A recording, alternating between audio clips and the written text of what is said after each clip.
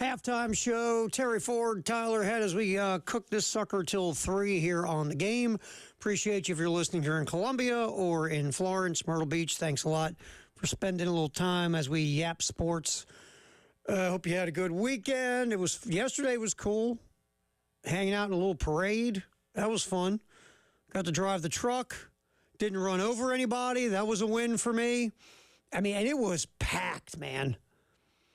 It was like seriously jacked up on both sides of the street. Tons of people. It was good times. It was fun. It really was. It was fun just driving through the parade yesterday. Yeah, it looked like a great turnout. People literally lining the streets. Obviously, a great day weather-wise. Mm-hmm. Good way to cap off what was a great season. Yeah, I mean, and people. The best part of stuff like that, when you get a crew of people like that, throngs of people, and they're all in a good mood. They're all happy. They're all like jacked up and cheering and screaming and yelling and having a blast and. Yeah, it was fun yesterday. Yeah, it was funny. Our buddy that brings us food from the Hickory Tavern all the time. Yep. So he's on the side of the road. He's, hey, Tara, can I jump in the truck? Sure, man. Yeah. Jump in. So he's on the passenger seat. He got the window rolled down. I got the window, and we're yelling at people and trying to get them pumped up. Hey, yeah, blah, blah, blah. And he's screaming, yelling. They're like, so, what show do you host? He goes, I don't. I just... I'm just in the truck. I said, pretend you're Jay Phillips. Yeah, you gotta just roll with it at that point. Yeah, be Jay Phillips. It's okay. Nobody will know. You're good. You're Jay Phillips on one street, Bill Gunter on the next street. That's right. But yeah, so it was fun. I mean, and if you came out, hope you enjoyed yourself. And people were some really cool T-shirts. Some we cannot repeat on the air. I'm sure. But it was a good time. And celebrating undefeated national championship. Tyler, we talked about this after they won. You enjoy these, man. Absolutely. You never know. They're not guaranteed. And, when your team wins a championship, hey, take it right to the end. Just go. That parade, go enjoy it. Go to a parade. Be part of it. Stand there. Scream, yell, celebrate, have fun, fist bump everybody around. Because you don't know if one's ever going to come back. Now, it feels like this program's going to win many more before it's over with, but you never know. This is definitely the most competitive era in women's basketball. I mean, you look back on the dynasties before Tennessee in the 90s under Pat Summitt, obviously what Gino, is still a great program up there, but obviously their run of national championships has hit a little bit of a skid. You have, Southern Cal and what they're doing out there. Obviously Stanford just losing Tara Vanderveer, but that's still a good program. UConn's still good and competitive. LSU, obviously with Kim Mulkey, they're not going away. Like you have so many, adversaries out there. Iowa was nothing until Caitlin Clark came along.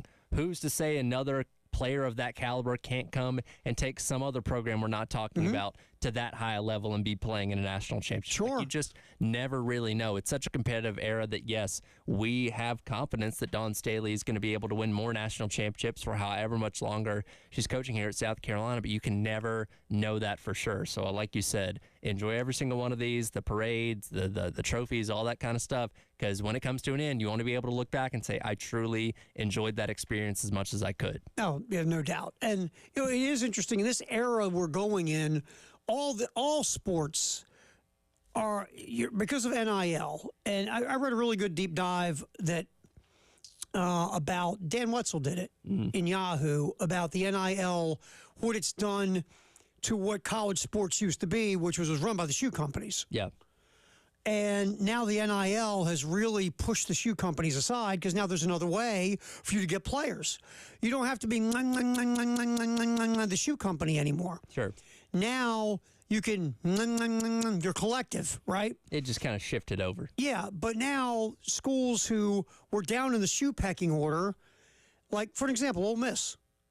That Grove Collective is a thing right now. Will it be a thing moving forward? I don't know, but it's a thing right now. Look at what Ole Miss has done in transfer portal, and part of it is the Grove Collective. Ole Miss wasn't getting that from the shoe companies. No. They were down in the pecking order of the shoe companies.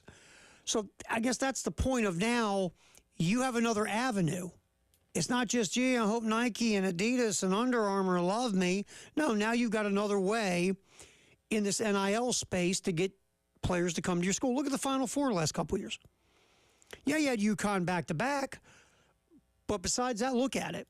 Florida Atlantic? Huh? What? San Diego State? Seriously? I mean, you go, wow. I mean, an NC State from an 11 seed, and we don't even talk about NC State hoops hardly anymore. We ever talk about NC State, we go, yeah, remember that cool thing in '83 and Jim Valvano? Yeah. And, yeah, the Blue Bloods are still going to blue blood, and they'll figure out their way to, be relevant year in and year out for the most part. But you're going to see some other schools pop up, whether it's just one or two guys getting NIL money in basketball or like the Grove Collective changing, along with Lane Kiffin, the whole culture of Ole Miss football.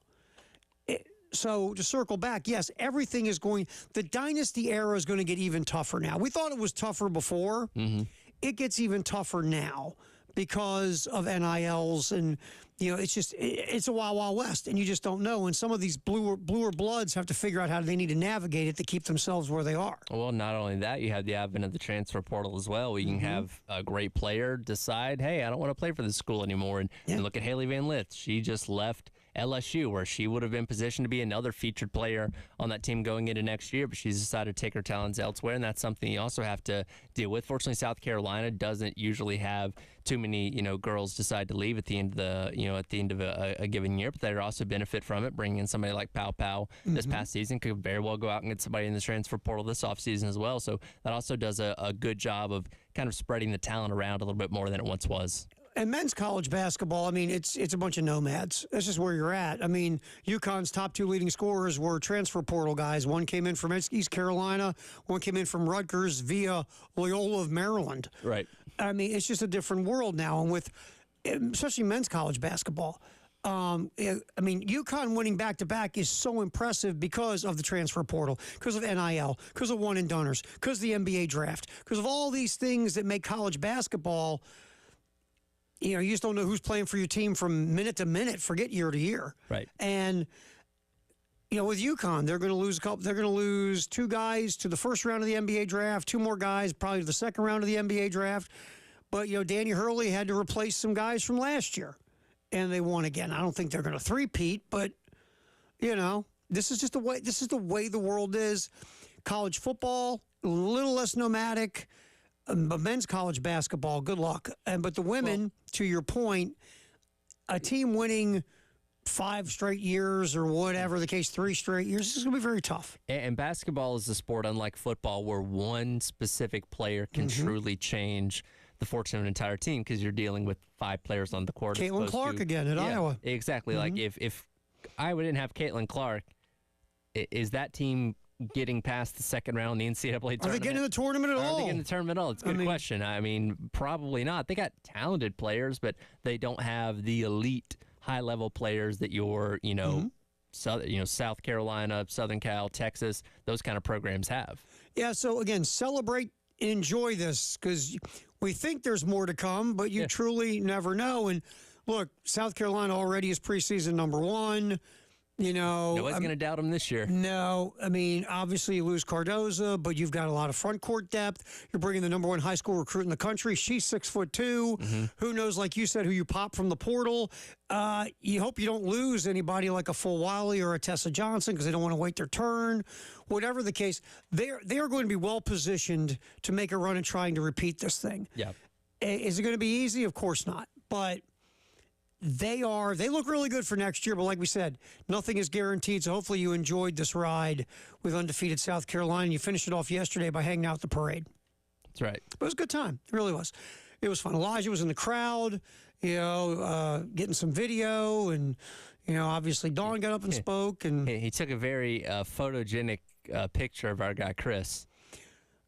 Chris Clark, man, we got thousands of views on Chris Clark. We might have to I was kidding with him today because we got to do a Chris Clark calendar. I was gonna say you're gonna have the modeling agencies knocking on our door. The Chris Clark swimsuit edition. No, I didn't have to go that far. All right, so obviously we'll talk more about the parade. We'll hear from Dawn a couple things she said yesterday. Also, Tahina Pow Pow. We got some stuff to get to from the parade. Next up, though, baseball. 2 out of 3 in Gainesville. It's been a long time since the Gamecocks went into Gainesville and pulled 2 out of 3 from the Gators. We'll hear from Mark Kingston, his post-game comments on the field.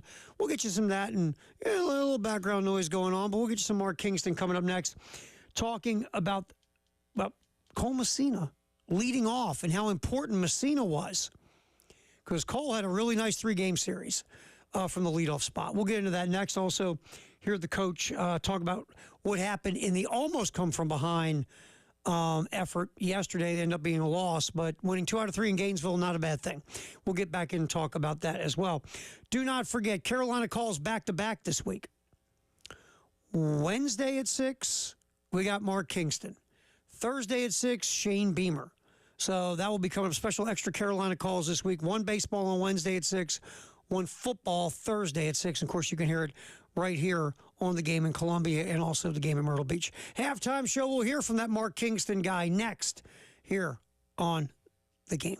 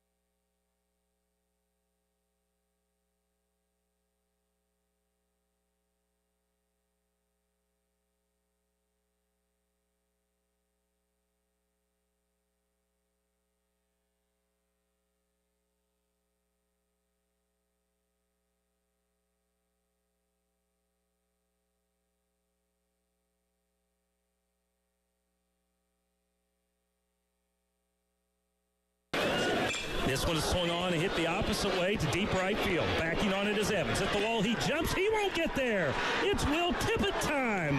A home run the opposite way. His second of the season. And South Carolina has a 2-home run inning and a 3-1 lead. Well, it shows you, even when you're as good as Brendan Neely in the SEC, you get behind 3-0. It don't matter who you are. They're good hitters.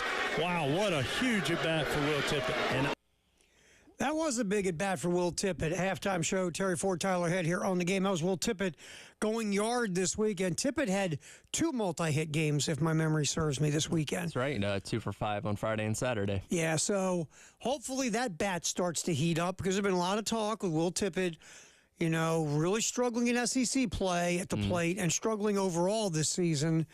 Was like, at what point does, as good as he is defensively, when does the lack of offensive production and that problem become greater than what he brings you defensively? But hopefully this weekend's a start of something for Will Tippett at the plate. Yeah, well, absolutely. And it was also a kind of a good start for the bottom of your lineup, giving you good production, especially in that Friday game where LeCroy, Cassis, and Tippett all went 2 for 5 in that game. So good production at the bottom of the lineup, in addition to having your guys at the top perform pretty well, too, over the course of the entire weekend. A lot of guys ate, so to speak, this weekend. That was not, look, this is not taking anything away from what South Carolina did offensively. Florida came into this series with a team ERA of 6.5. Yeah. You had to take advantage of that pitching staff. And as we saw on Saturday, you needed every single one of those runs to get out of there with the victory there, and obviously had 10 runs on Friday night as well, and almost able to complete the comeback yesterday to complete the sweep of the weekend. I tell you, I'm listening to it, right, yesterday, and when you get the home run to cut it to 11-9, I'm thinking, my God, they might actually tie this thing. So, I mean, and you still left a lot of guys on base this weekend. 28 total over the course of 3 games. That's still an issue. Think about how many runs you could have scored if you would have been at least solid with runners in scoring position. I think there were 6 bases loaded situations. And guess what? None. Not a home run. $900. $900. We are up in our Grand Slam contest, also brought to you by our buddies at Palmetto Citizens Federal Credit Union. This might pass the Lawyer Lisa Special Teams contest. The Lawyer Lisa contest got to 1,000 because that Vanderbilt game was the 10th game of the season. Yep. So we are tomorrow night is Citadel. If they make it through this weekend against Arkansas and still have not hit a Grand Slam, yes, they would hit $1,000. Think about that. So anyway, you can qualify for the contest, by the way, Tyler. Go to 1075thegame.com, and you look at that little media real flippy thingy when you see the Grand Slam contest brought to you by Palmetto Citizens Federal Credit Union. Click on that and register. Is that your Casey Kasem impression? That's right. I put my hand by my ear just to go out and do it like that. How you doing out there in Radio Land, guys and gals? When I first started in radio, that's how they wanted you to talk. Oh, I'm sure they did. I'll never forget it. Because I'm talking like this, right? Which is one of the worst radio voices in the history of radio. And I'll never forget my program director's like, no, man, you got to talk more from the diaphragm like me. I'm like, okay, I'm talking from the diaphragm now. No, it's got to be more like me. How about this? No. Got to sound like you're selling used cars. Exactly. You got to sound like that, just like this right now. Could you do that? I'm like, no, I can't, man. Sorry. This is me. Take it or leave it. This is where I'm at. I had that happen. I was spinning records at a club in Baltimore. I was still in school, and the guy was like, walked up, and he's talking to me. He's like, by the way, blah, blah, blah. And I go, well, I'm a communications major. I'm, want to go into radio, whatever. And the guy was like, well, let me hear your radio voice. I go, well, this is it. He goes, seriously, I want to hear your radio voice. I go, this is it. And he looked at me and goes, don't go into radio. Well, you made it. something like that. Anyway, all right. So we talked about the top of the order, and Cole Messina had a really nice 3 games. From the leadoff spot, got on base a ton. A really, really productive weekend for the Gamecock catcher leading off. And here is Mark Kingston discussing Cut 7, Cole Messina leading off. It's what the hope was. You've seen a lot of big, strong guys in 2024 in modern baseball. That's kind of, teams are going that way with the leadoff there. Here last year, Wyatt Langford did it for them, and he's already the big leagues. Schwarber's done it. Judge has done it. Mike Trout does it. So I just wanted to, again, we're trying to find the best version of ourselves, and until we find it and feel that we found it, we're going to keep trying things. So we tried it today, and it was a good look. There's no question. It was a good look. And I think you're going to see a lot more of it, Tyler, obviously, because it worked really well over the weekend. Yeah, absolutely. 6-14 on the weekend, and somebody that just gets on base a lot. I know you look at Cole Messina, and he's not the speediest guy in the world. Can steal some bags, from time to time. But you typically think, I look at, like in Atlanta Braves with Ronald Acuna as the leadoff, a guy that can go out there and steal you 70 bases a year. That's your quintessential leadoff hitter. But as Coach Kingston alluded to there, they did it with Wyatt Langford last year at Florida. The Angels do it with Mike Trout, where you just have somebody that gets on base a lot being in your leadoff spot, and that's exactly what Messina does. Has a .442 on base percentage and tied for third on the team in walks overall. So just somebody that can get on base for you, which again, it can be a catalyst for the rest of your lineup following suit. I've always been, speed is great, but you can't steal first. That's true. And if you can't get on base, what's the point of having a fast guy top of the order? The guy at the top of the order should be a guy getting on base, setting the table for the middle of the order. I mean, the Red Sox kind of in my lifetime, the first time I noticed what we're talking about when the Red Sox let off Wade Boggs. Mm-hmm. Wade Boggs, I mean, honestly, I might still be able to run faster than Wade Boggs. Wade Boggs was not a speed guy, but he got on base at a 400 to 420 to 440 clip. And the Red Sox started leading off Wade Boggs, and he's always on base. And so you saw more teams in my lifetime start to put high on base percentage guys at the top of the order. And to me, that made more sense than just bat the fastest guy on the team leadoff. Well, why? He can steal second. Well, now if he's not a first, right, doesn't really matter. Now, the perfect world's Ricky Henderson, right? Sure. Walks a ton, steals a ton of bases, and can hit you 25 home runs. I mean, that's the gold standard, right, was Ricky Henderson. Or in my lifetime, Tim Raines was sort of like that too for a while with Montreal. But if you can't get the perfect world, I'd rather have the guy that gets on base than the guy that runs fast because, again, I can't get the guy that runs fast on base. Sure. So Cole Messina totally makes sense, doesn't it? It just does. Yeah, and again, this was his first game back after being in the concussion protocol, for a couple games there, and obviously you want to keep him healthy, obviously, but he's a big part of this offense and showed that again this weekend. So the offense, very productive, taking advantage of a pitching staff that has struggled this year, especially, take Caglianone's ERA off of this, and it's really a struggle. But you got to beat up a team that's having a tough time on the mound, and the Gamecocks did that. And again, it was a perfect. Still left a lot of guys on base. Still struck out a lot over the course of the weekend as well. But the most important thing, you escaped out of there with a series victory, which is only your second on the season. The other one being that Vanderbilt sweep. And again, these next couple weekends are going to be very, very tough. But you're at least back in the positive category as far as your win total in the SEC. Hopefully, you can carry this momentum against Arkansas and Kentucky. Right. That's what you're looking for. And it was a really nice weekend. You went on the road in Gainesville.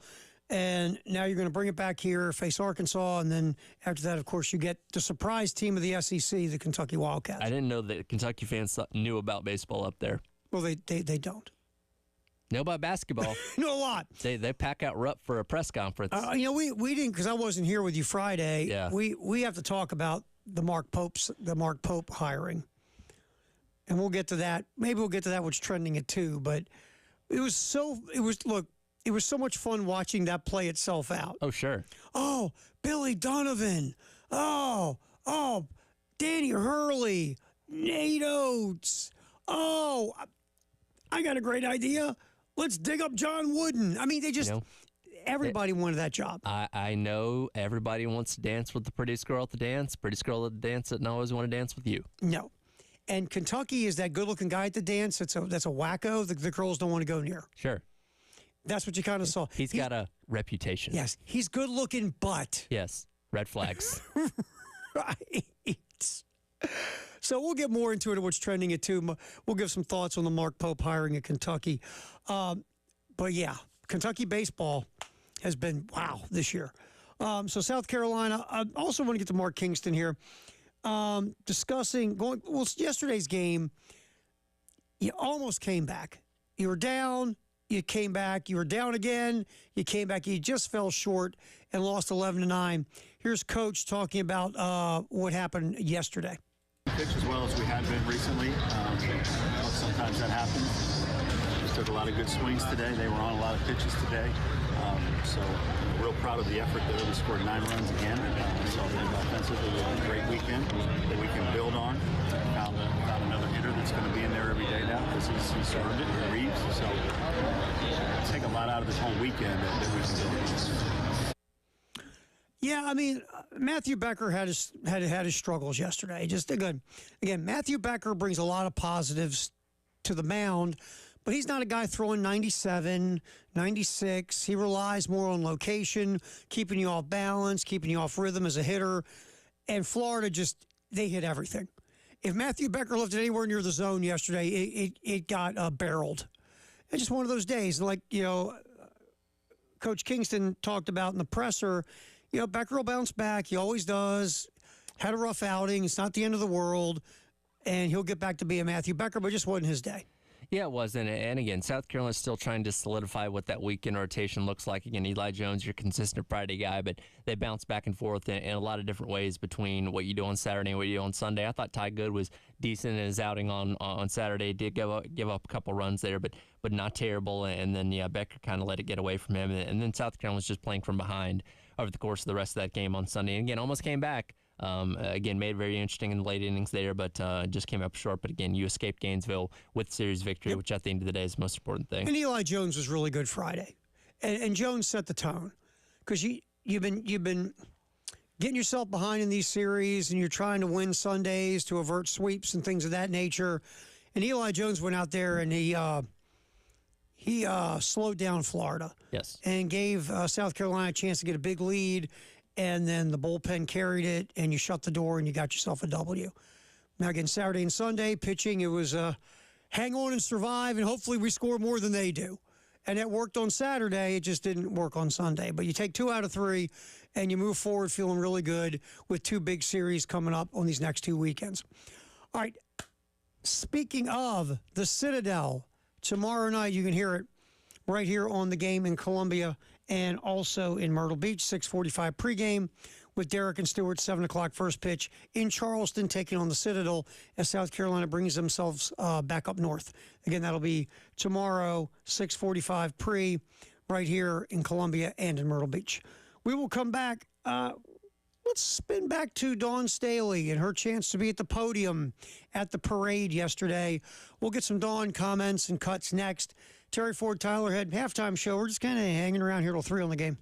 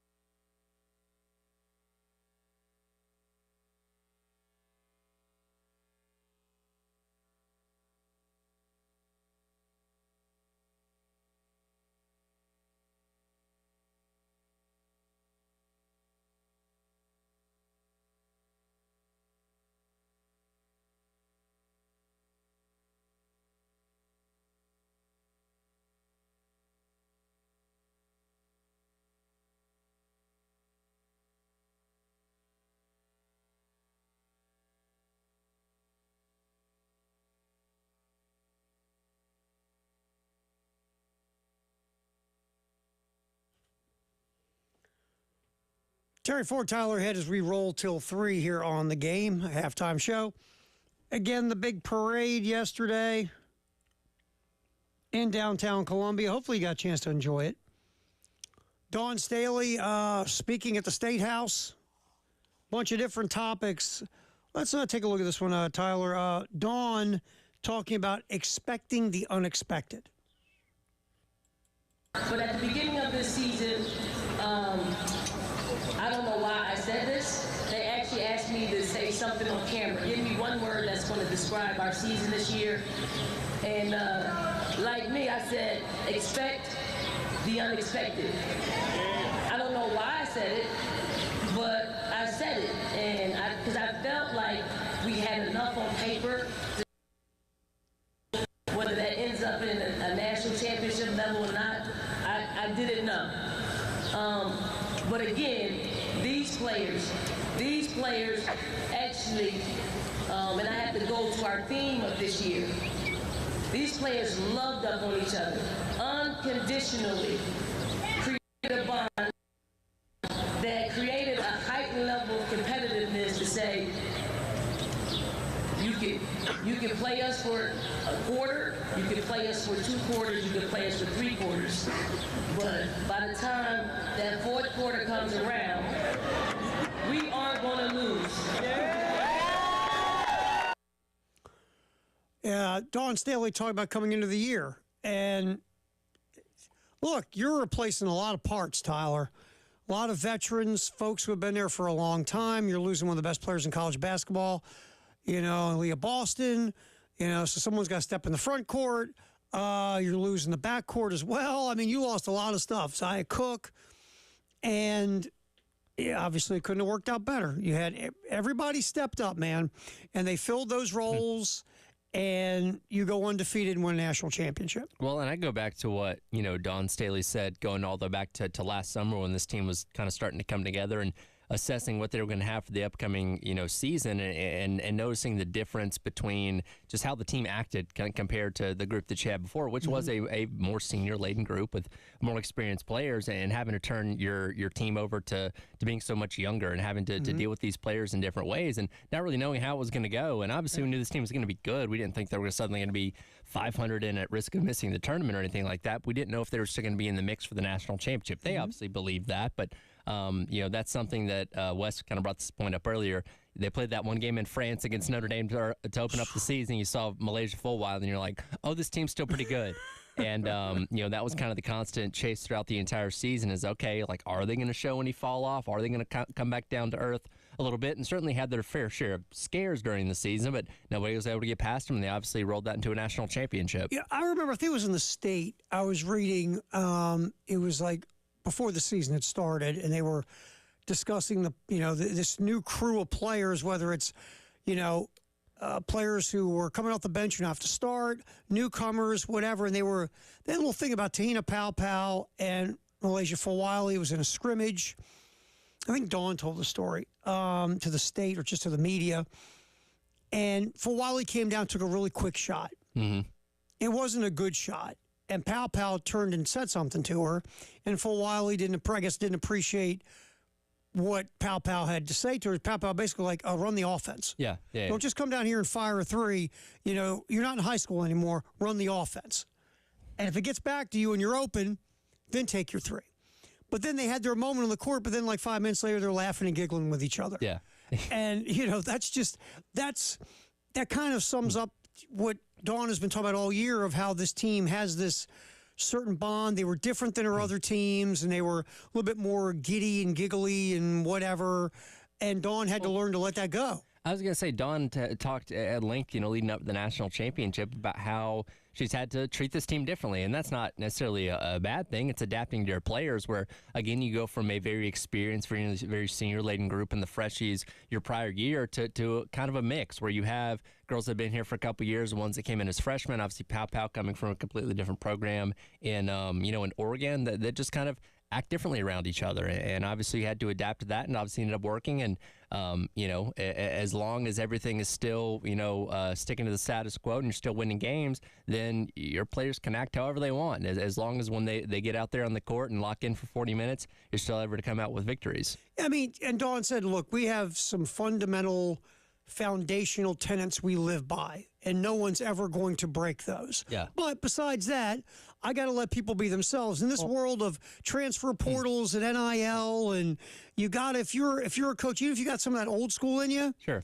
you got to learn how to adapt that old school in a world where it's not just this anymore. Why? Because I said so. Yeah. That's why. And I think about so many coaches in the history of not just basketball, but about all sports across the board that have been so stuck in there. We're doing it my way, and we're never going to deviate from that because this is the way that's been successful, and blah, blah, blah, blah. That eventually, as the game around you changes and the players themselves change, that kind of style doesn't work as effectively anymore. And again, in today's era, and Don Staley's been coaching for a very, very long time, the kids of 2024, 2025 are a world different than the kids of 2008, 2009 when she got here at South Carolina, and the best kind of coaches adapt to that. Nick Saban, look at what he's done in his time look what he did in his time at Alabama. The kids that he had in this past year in 2023, a world different from the kids that came in back in 2007 in his first years, and the way he's had to go about coaching those guys and dealing with those guys was much different. But being the great coach that he was, he adapted, and the program was successful for a long time because of that. Yeah, I mean, we were talking about how you compare it to, like, if you've got older kids and then you have younger kids, and your older kids go, you're letting, what are we doing here? Wait a minute, man, you'd have thrown me through a window if I would have done something like that back in the day. Are you the oldest? Or I'm the youngest. You're the youngest? Okay, so you feel similar benefit to me. I had one older sister. She's 10 years older than me, and everything that I did was always like, okay, well, Nicole didn't get this, and she was X amount of years old, blah, blah, blah. But there was inevitably, like, some leniency, too, to where Nicole would be like, well, I didn't get that until I was 16, or I couldn't do that until I was 18. Wait, he's allowed to do that? And I'm like, times change. I'm sorry. My brother's 10 years older than me. Okay. And I deserved a lot better. He was a jackass. Anyway, did I say that out loud? Did I say that? Yeah, you might have. Here? You may clip that and send it to Yeah, him. we gotta clip that. But yeah, I mean, yeah, he was 10 years older than me, and yeah, I got, again, I got away with stuff he did, or I got stuff like you're talking about.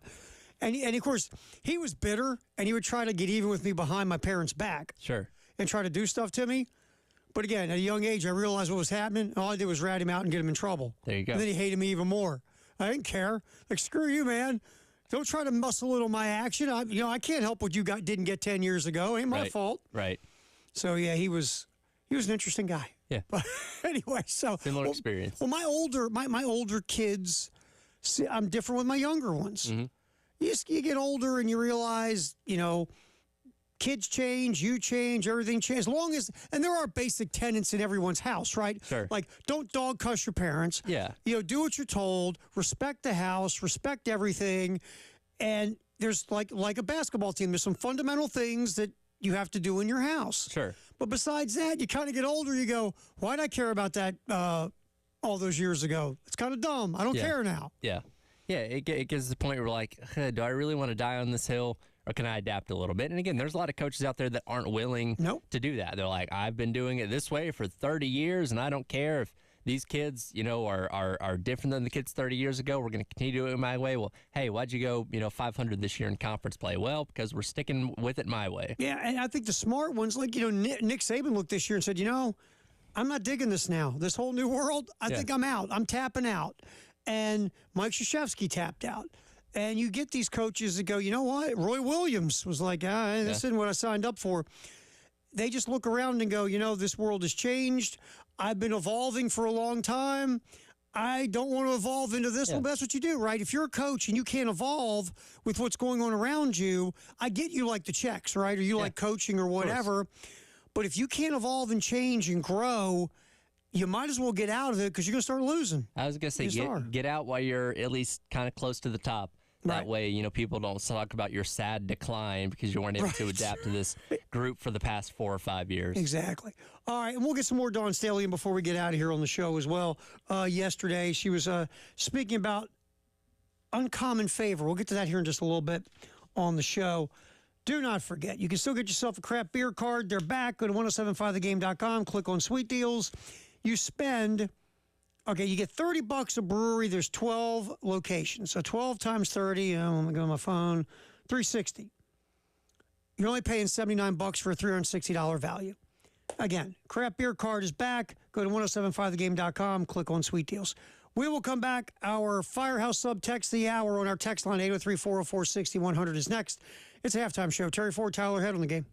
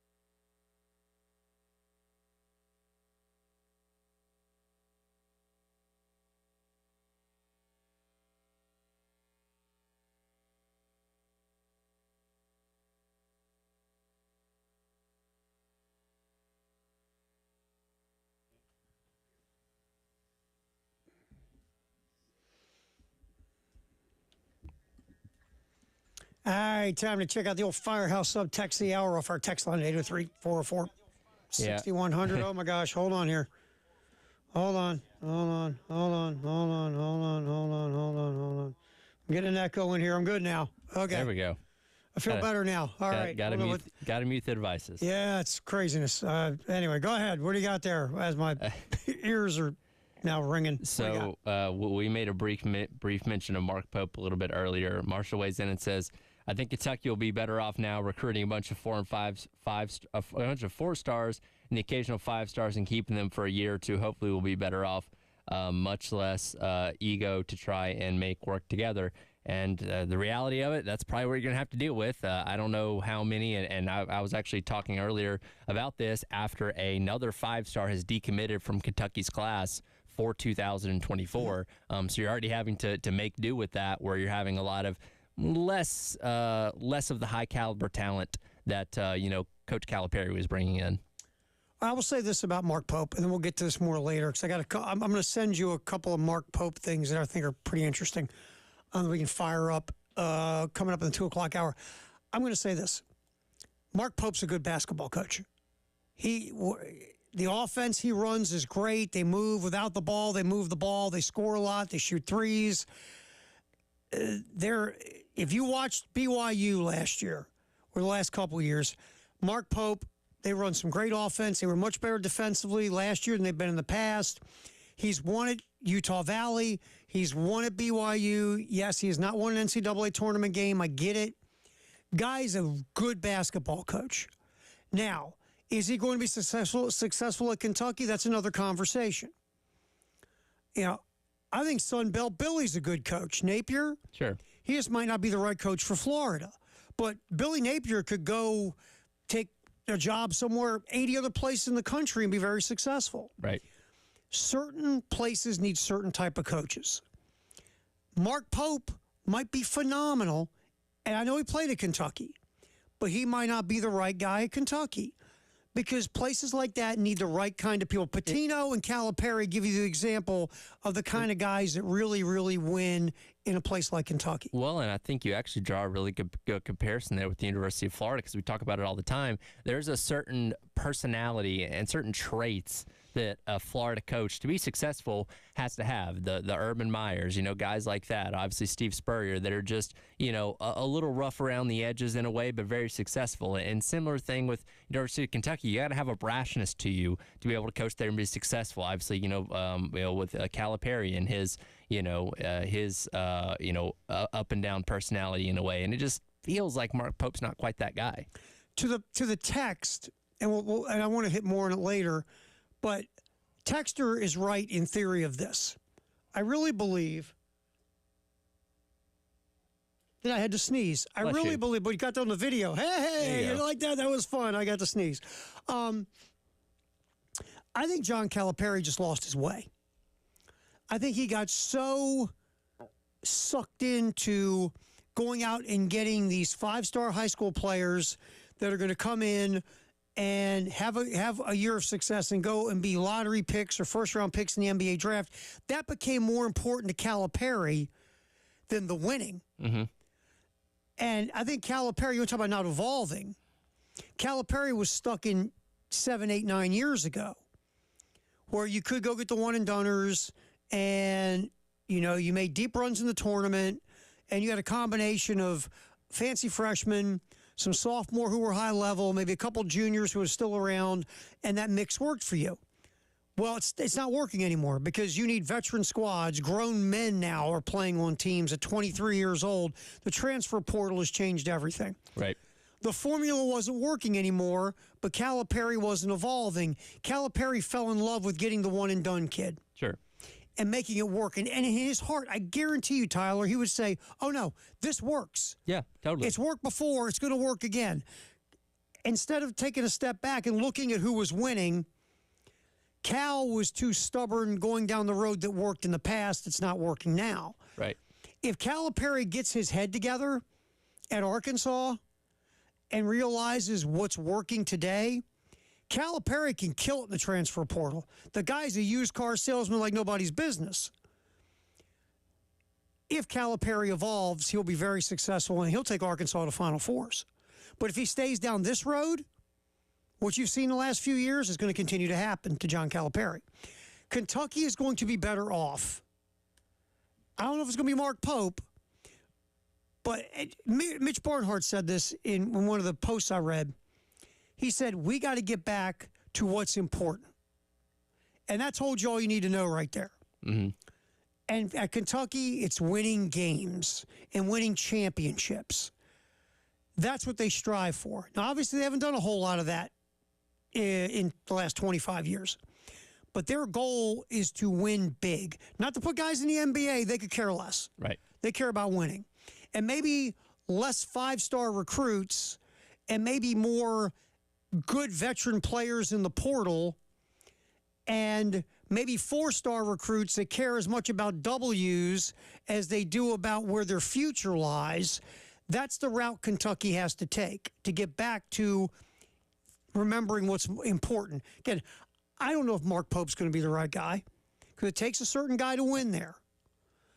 But it was time for this divorce to happen. We're just going to get into the optics of hiring Mark Pope coming up in the 2 o'clock hour because that's part of this story too, and we'll get into it. All right, Terry Ford, Tyler Head, thank you for the text, Firehouse Subtext, the hour on the text line. We'll get back in here. Oh, it's 1 o'clock. Football, football, football, and more football here on the halftime show on the game.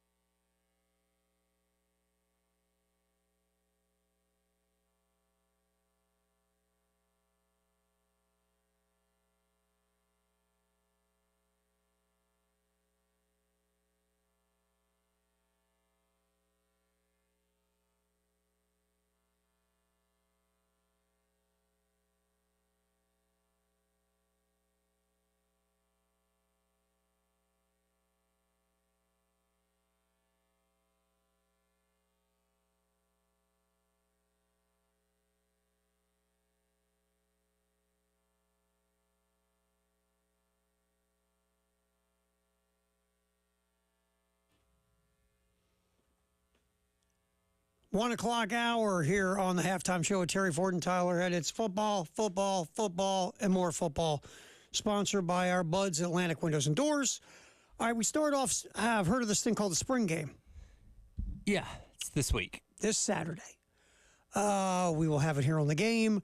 Our pregame will start right after the baseball game ends. Probably between 6 and 6:30 is my guess. It'll be Chris Miller doing the play-by-play from Learfield. Also Chris Clark, Wes Mitchell, Gamecock Central, and some dope named Terry Ford will hang around as well. And we'll do the we'll do the broadcast. Chris will do the play-by-play. Wes going to be on the sidelines. I was what role are you playing in this? I'm just eating. You're eating. I'm eating. I'm there to eat. And then we'll have a post game. And that's kind of the way we're going to roll as we get this thing cooking. And it's going to be fun. We're going to have a good time. We've done this. My third year of doing the spring game. So we'll have a good time with that. Again, starting after the baseball game, we kick our pregame. And it's this one, like the first one was Spencer Rattler. Yes. Spencer Rattler was his first year. Everybody's like, go see Spencer Rattler, go see Spencer Rattler. Spencer Rattler's here. So it was interesting just from the perspective of Spencer Rattler. Last year, it was kind of like, well, Rattler's here, and, a lot of pieces are coming back from, the Gator Bowl season. There was a lot of intrigue around Dow Loggins, even though we knew we weren't going to see the full playbook vanilla at the ice spring cream. game. That was the quote. Specifically Vanilla said ice it was cream. going to be vanilla, as we should expect. It's a spring game. They're not going to show all your bag of tricks, but we were looking for any kind of nuance about what this offense was going to be last spring. That was the biggest thing from last year because you had enough people back where there's always a few question marks on a team, but it wasn't, okay, this, or whatever. It was more like Dow Loggins was the big question mark. We were curious. How is he going to take these guys that we already know and use them in better ways than Marcus Satterfield? Because that's what it was. It was just like everyone was excited because Marcus Satterfield wasn't the offensive coordinator. Yes. It wasn't about who was. It's just who wasn't. Who wasn't. So that was going into last spring game. This year, there's a ton of question marks. This is going to be a very interesting spring game. So many newcomers, so many guys having to step up now into new roles. What's Lenore Sellers going to be like? Is Robbie Ashford going to give him any competition? You got all these new receivers. The running backs are new. The offensive line's got a big jumbled pile of dudes. We're going to get 5 guys out of the Lumberjack match to be the offensive line. Defense has brought a bunch of new guys as well. So this year is going to be very interesting, Tyler. Yeah, no, absolutely. And look, we're not going to get probably any of these questions answered on Saturday night. I think you may get a little bit better idea of the way the wide receiver room's shaping out, just kind of seeing, okay, who's taking reps as the first team offense or whatever it may be, and how does Gage Larvadain look, which we kind of assume maybe he's kind of taken on that number 1 role as of right now, and get a little bit better sense of that. But as far as the position battles themselves, you're not going to learn that necessarily on Saturday night. It's just going to be fun to see all these players you've heard of actually on the field with pads and uniforms. And that's, that is the benefit of having a spring game, especially in this era of the transfer portal, where you finally get to look at what these guys, you've read about them and you've seen, clips on Gamecock Central, but as far as actually seeing them in person as opposed to their highlights on YouTube when you found out they were transferring in, you get to see them all together on the field. I wonder how many folks will be at the game because there's so many question marks and so many new players. And Lenore Sellers is the new shiny toy, right? Yeah. Well, you see more people there than like you saw last year. Now, last year, of course, you're coming off the momentum of going to the Gator Bowl, beating Tennessee, beating Clemson to end the year, and everybody's excited. Yeah. This year, you're coming off a disappointing 5-7, but you got all these new pieces and new players and all this stuff, and you got a new quarterback, and how much of that will bring people out because there's so much newness? I don't know. At what portion would you say was full last year, percentage-wise? It was so tough because the crowd announcement was kind of funny. They announced, I think it was a crowd, I forget what last year was, like 30,000 or something. I'm trying to remember. It didn't feel like there was that many there, but sure. Hey, I didn't count everybody. I didn't go from place to place. It was the bottom part was, well, that medium part was full. Yeah. Where you got the best sight lines. But it wasn't like the upper, had some holes, and the lower where you can't see. But sure. It was a solid crowd, I thought, last year. Yeah, if it's somewhere in that neighborhood, I wouldn't be surprised. Because look, there's always going to be the portion of fans that are going to go regardless. Because again, everything revolves around football, and any semblance of football you can get your hands on or get the chance to go out and tailgate for all day long, because it is going to be another night game. You're going to go and do. So there's always going to be those people, but I do think there's a portion of the fan base that is intrigued on what the new piece is going to look like. Obviously, Lenore Sellers, a local guy who's assumed to be taking over the starting role at quarterback. There's going to be some interest there, and just kind of seeing where this team is at for what is going to be a very, very important fall coming up. Here in a couple months. And what I've learned, this being spring game number 3 for me, was this time of year, you start to get into late August. Obviously, the weather's turning, and everybody wants to be outside. And people want to go to the beach, and people want to travel and do all these things. You got the Heritage this week for the golf fans. So you're never going to have 85,000 people at Williams-Brice for a spring game. You're just never going to have it. I mean, what programs around the country do sell out their spring games anymore? A few who really go crazy, but for the most part, I would say if you have half a stadium or three-quarters of a stadium for a spring game, you're doing okay. I watched Georgia's spring game on Saturday. Again, this is a team that's won 2 national championships in the past 3 years.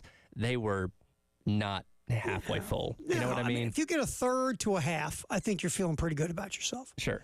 So, if they get the same crowd as last year, that's fine. Yeah. If they got more, I wouldn't be surprised because of all the question marks, to be honest. Everybody's curious. Which again, we're not comparing spring crowds to other schools. We're better than you because we got 20,000. You only got 15. Like if you're getting to that portion of arguing online, you see that every now and then, and you're like, well, you need a life. Yeah. Really, our spring game got okay. Well, good for you. That'll get you a raise at work. Sure. Congratulations. Yeah, just different areas. You're always going to have more people in Tuscaloosa at a spring game, or probably a College Station for a spring game. Speaking of which, and I'm sure we'll get to Kalen DeBoer here in a little bit. I got some sound from him after Alabama's spring game. I saw a picture of UW's spring game a season ago compared to the crowd that he had in Tuscaloosa. I think UW played in front of like 10 people at Husky Stadium. There was probably at least 30 or 40,000, probably more, because it is a new regime and everything out there in Tuscaloosa. Like they had closer to a full stadium than UW did by like a country mile. Well, it's funny. It's like, again, I'm from Maryland. It's a basketball school. There's probably 6 people at the spring game. Do Maryland fans know there's a spring game? Probably not, to be quite honest. Till they see the highlights on local TV. Oh, that's a spring game, honey. Oh. So, yeah, I mean, different areas of the country feel different ways about it. And, sure. And that doesn't equate to how good of a fan base you are ever. Sure. It's just if he hadn't had his, it's different down here moment yet, that was probably a little bit of it. Like, they're out here to watch a scrimmage. And we are this hour, by the way, going to get to Kalen DeBoer, also some Lane Kiffin, some Kirby Smart from their spring practices and spring games. We're going to get to that as Tyler did a nice job pulling some sound from those. Mike Uva on Gamecock Central put together his 5 players to watch during the spring game. And here we go. And really none of them are shocking. Gage Larvadain. Because he's been the guy we've heard about the most in the wide receiver room, consistently making plays or being productive. And he will be very interesting to watch because, again, you had a lot of guys like a Jared Brown and others who kind of are the same body style, body type, same skill set. And the way Larvadain has kind of popped a bit, does he slide outside? How do they do this whole thing? So Gage Larvadain is number 1 on Mike's list. Number 2, Oscar Attaway, because he's going to get most of the reps at running back in the beginning because there is no Rocket Sanders. Right. So Oscar Attaway is going to get his snaps. And like we talked about before, we hope that Rocket Sanders is healthy and ready to rock and roll. We hope. But Oscar Attaway could become more important than anybody realizes if Rocket Sanders isn't 100% by the start of the year or has health issues through the season. So Oscar Attaway, number 2, very interesting. Number 3 could be number 1, Lenore Sellers. Lenore Sellers, everybody's excited, especially last year. You saw Lenore Sellers make some big plays throwing it, running it when he got to get on the field. And it's like, wow, this guy, if he's going to be starting and, taking every snap, oh my God, this is going to be exciting. Well, again, that starts, for you and me to see on Saturday. The guy he's supposedly competing against, and I think there is a level of competition here, is Robbie Ashford. Ashford is a guy that has just had issues throwing the football, but he can run it.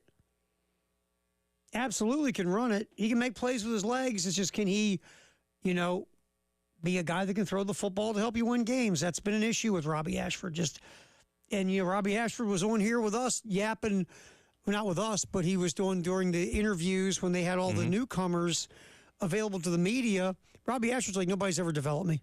Nobody's ever helped me get better. You're like, whoa, okay.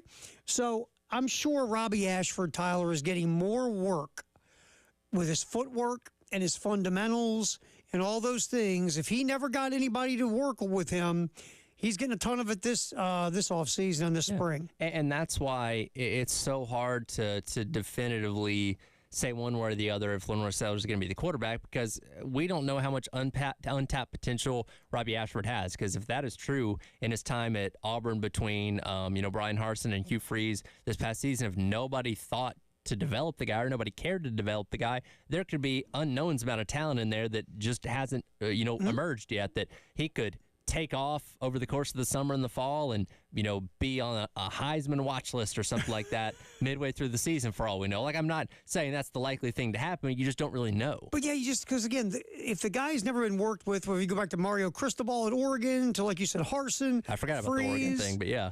I mean, maybe it's there, but nobody's ever tried to unlock it. Maybe Dow Loggins comes to him, watches some tape and said, son, your footwork is atrocious. Sure. We're going to get your footwork right. And what if you worked on his footwork, Tyler, and all of a sudden this guy's much more accurate? And from a physical standpoint, I mean, his measurables are great. He's exactly what you want for in the type of quarterback that this offense is going to revolve around, being the running type with RPOs and stuff like that. If you can get him to a certain point, then maybe he is your answer.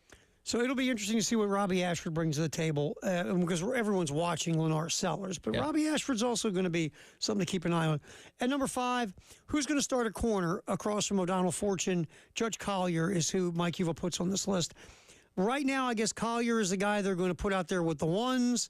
We'll see if he can hold the gig through the spring and the summer. But right now, he's going to get first shot. And again, we heard so much about him over the course of last season as kind of potentially being that guy that's emerging now that Marcellus Dial is moving on to the NFL. It seems like a natural progression to slide him into that role. And again, we'll get an opportunity to look at him on Saturday. And it's really one of those things you got to look at who's going to be matching up against. If he's matching up against, I don't know, Jared Brown or something like that, then you can get a good gauge of where he's at. If he's matching up against a walk-on wide receiver, then maybe you don't take a whole lot away from that. Well, and Collier's going to feels like right now early in the game, he's going to get first shot. Yeah. But you got a Vakari Swain, who everyone loves his physical ability, right? It's just he's got to learn how to play corner. Right.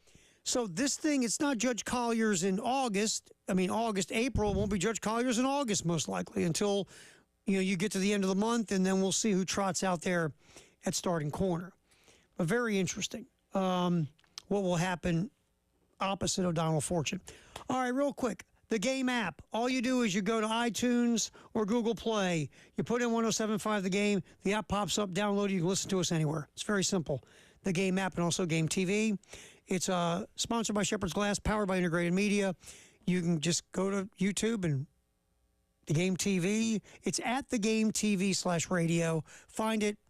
Subscribe, and you can watch us goober around. You watched me sneeze earlier. How exciting was that? All right, Game TV and the Game app. We will come back. Football in the 1 o'clock hour. Let's hear from Caleb DeBoer, Kirby Smart, Brian Kelly, Lane Kiffin. See what's happening spring all over the country. Halftime show on the Game.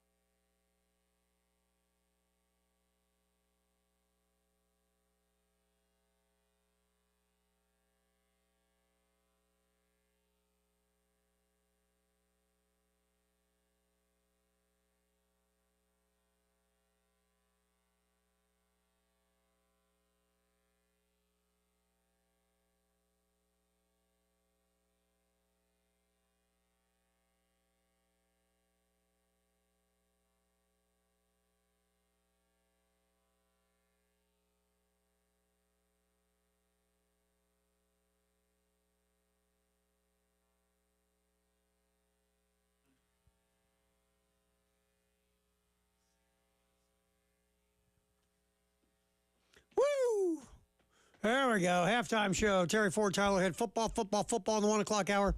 Sponsored by Atlantic Windows and Doors. Met a listener over the weekend, dude named Steve.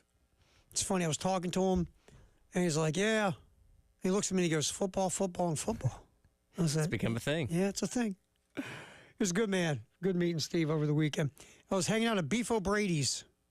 They're on Hard Scrabble with our buddy Chris Carson from KISS. Met a listener. So, likes us.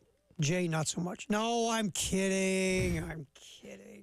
With Jay, we just tell people that he's too big time to go out and make public appearances. That's right. Yeah. When we were out at Carolina Cup the other weekend, that was the most common question I got. I was like, "Where's Jay?" I was like, "Jay doesn't come to these things." That's you right. kidding? Jay's not going to be here. Got to put Jay in a Pope mobile and take him out to those things, right? Exactly. So I do a little Pope wave. Our boy Jay. All right, so it's football in the 1 o'clock hour here on the game.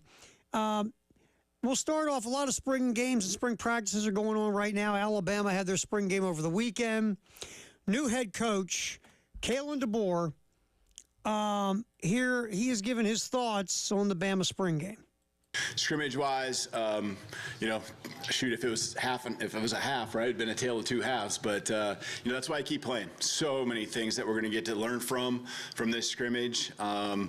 Depending what side of the ball you're on. So I think overall, I think I was trying to keep track during, so I might be off, but I think we had 6 penalties between the two sides, which over the 85 plays probably roughly. Kind of guessing that's not too bad. That's actually, improved each and every scrimmage. So I'm looking at those things and where we're improving. Rushing touchdowns offensively, the response defensively, getting down early, and some of those things. Little things that the game brings with the TV. ESPN broadcasting it, and us working through TV timeouts and when to take the huddle and just talking through that. Right now, not that big of a deal if we're out there standing over the ball, but it will be this fall. And just a lot of things with guys who have never had that game action, starting from the quarterbacks to, the rest of offense and defensive sides. So, I thought it was a good overall scrimmage. Again, both sides kind of had their moments. So, is Kalen DeBoer, not just Kalen DeBoer, but I was just hearing his answer, and I think about any college football coach answering questions about the spring game. Shane might even think the same way when he's doing this. And I wouldn't blame any of them if they just want to go, hey, fellas, it's a bleeping spring game, right? Yeah. We good here? I think coaches would be more receptive to talking about the spring as a whole because, and look, they've, like South Carolina's been scrimmaging these past 2 Saturdays at Williams-Brice Stadium. The only difference is Saturday night you're going to actually have a crowd of people that are going to be able to see things, and it's not, this limited information they get, hey, this guy looked good or that guy looked good. We're actually going to be able to see it. But I think coaches would be more adept to want to talk about the full 15 practices and saying, okay, over the course of the past month, we saw this guy do this, or we saw this guy come along in this way. You're not going to look at the spring game. And inevitably, every single spring game, there's always one guy that has a ridiculously good stat line. They're like, oh, watch out for this guy, and then he never plays in the fall. So, you got to take it with a grain of salt. As we talked about, it's vanilla. It's not going to open up the playbook. They're not running all the bells and whistles. It's just a scrimmage at the end of the day that fans get to come to. Half the time, the quarterbacks aren't live. Yeah. I mean, it's just, we can't make, it's like preseason football. You can't make too much of what you see. I mean, it's fun to see football, but you got to also have the right context of what you're seeing.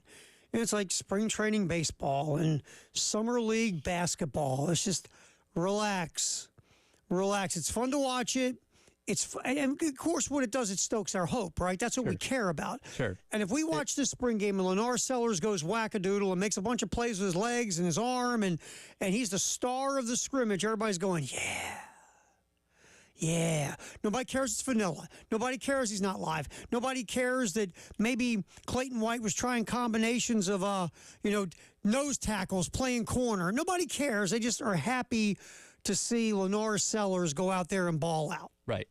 So it's just another way to stoke the hope train. It is. For fans. That's all. But the coaches understand what they're doing and what's going on and why they do this and why they're doing that. And I think one question that I brought up earlier, because of course the transfer portal opens up tomorrow, how many Alabama players go in the transfer portal? Well, we obviously saw a fair amount of them go after Nick Saban decided to retire, because guess what? More guys are interested in playing for Nick Saban than playing for the University of Alabama. It's not about the brand of the school. It's about the coach that can develop you and get you to the NFL. And there was a lot of guys that, gave Kalen DeBoer the benefit of the doubt. Like, hey, let's see what this guy's about. Let me go through a spring practice with him and assess where I stand or where the team stands. And I'm curious to see how many of them decide to go in the portal when it opens up tomorrow, saying, you know what, I gave this guy a chance. I didn't like it, or I didn't like where I'm at. Let me go pursue my opportunities elsewhere.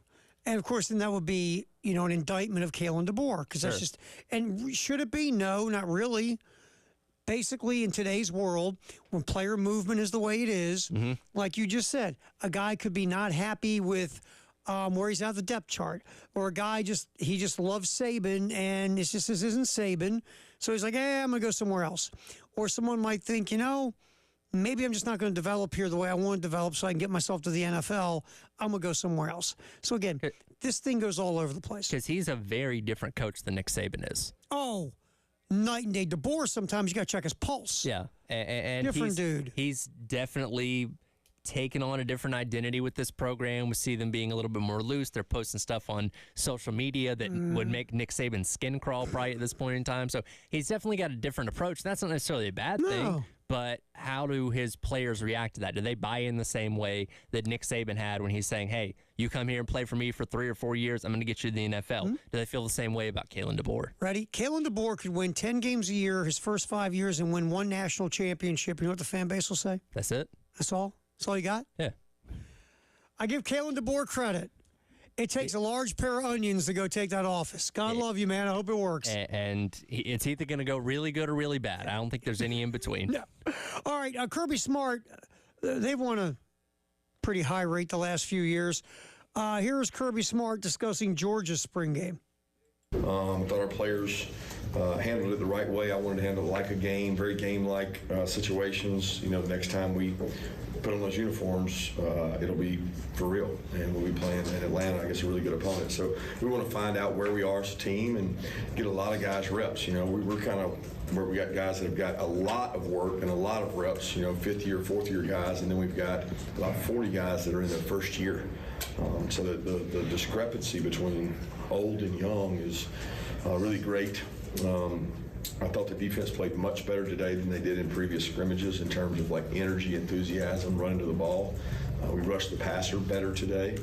Offense probably didn't have as good a day as maybe they've had in the two scrimmages, but some of that was dictated by the terms of which we scrimmaged with, which was passing and loose plays, and they did a nice job handling that in the second half. But overall, I don't evaluate things on today. I know you guys will ask questions and talk about today. For me, it was about the entire spring, 15 practices. Very pleased with our health coming out of it. Obviously, Kirby heard you and just copied what you said. Yeah, absolutely. Well, that's really the most important thing. I always joke about this. Well, I'm not really joking, but I always say it. What are the top three things about the spring? Stay healthy, stay healthy, stay healthy. Top three things about spring training baseball, preseason football, NBA Summer League. Stay healthy, stay healthy, stay healthy.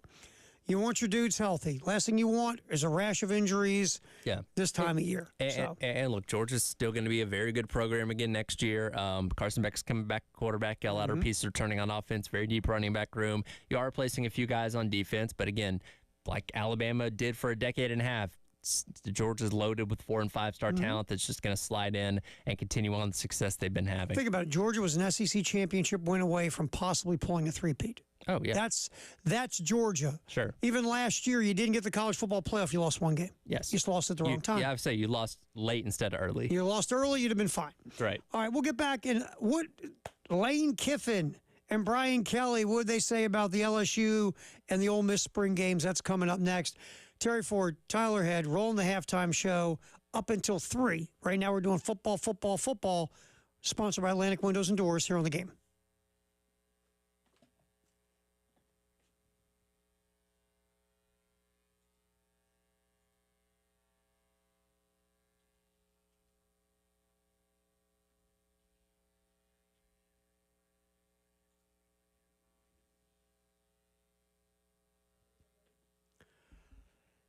All right, having experience, we love experienced people, right? If we want to get something done with anything in our lives, we typically hire experienced people over people with no experience for anything. It's the way this goes. The Nest, 70 years, over 70 years of experience at the Nest. So if you need to get, maybe you want to do something with your bathroom, with the shower, get a new tub, change the lighting in your house, fixtures, maybe you want to replace appliances, you just want a new look for your home. Go to the folks with over 70 years of experience in Nest. They have specialists who will walk you through whatever you're looking to do. They will sit down with you. They will talk it out with you. They'll put a plan together. You know what they're going to do? It's even better. They're going to make it within your budget. Call the Nest. 803-978-2025, 1331 Gadsden. Again, call the experts at the Nest. 803-978-2025. Set an appointment. Talk to the pros at the Nest.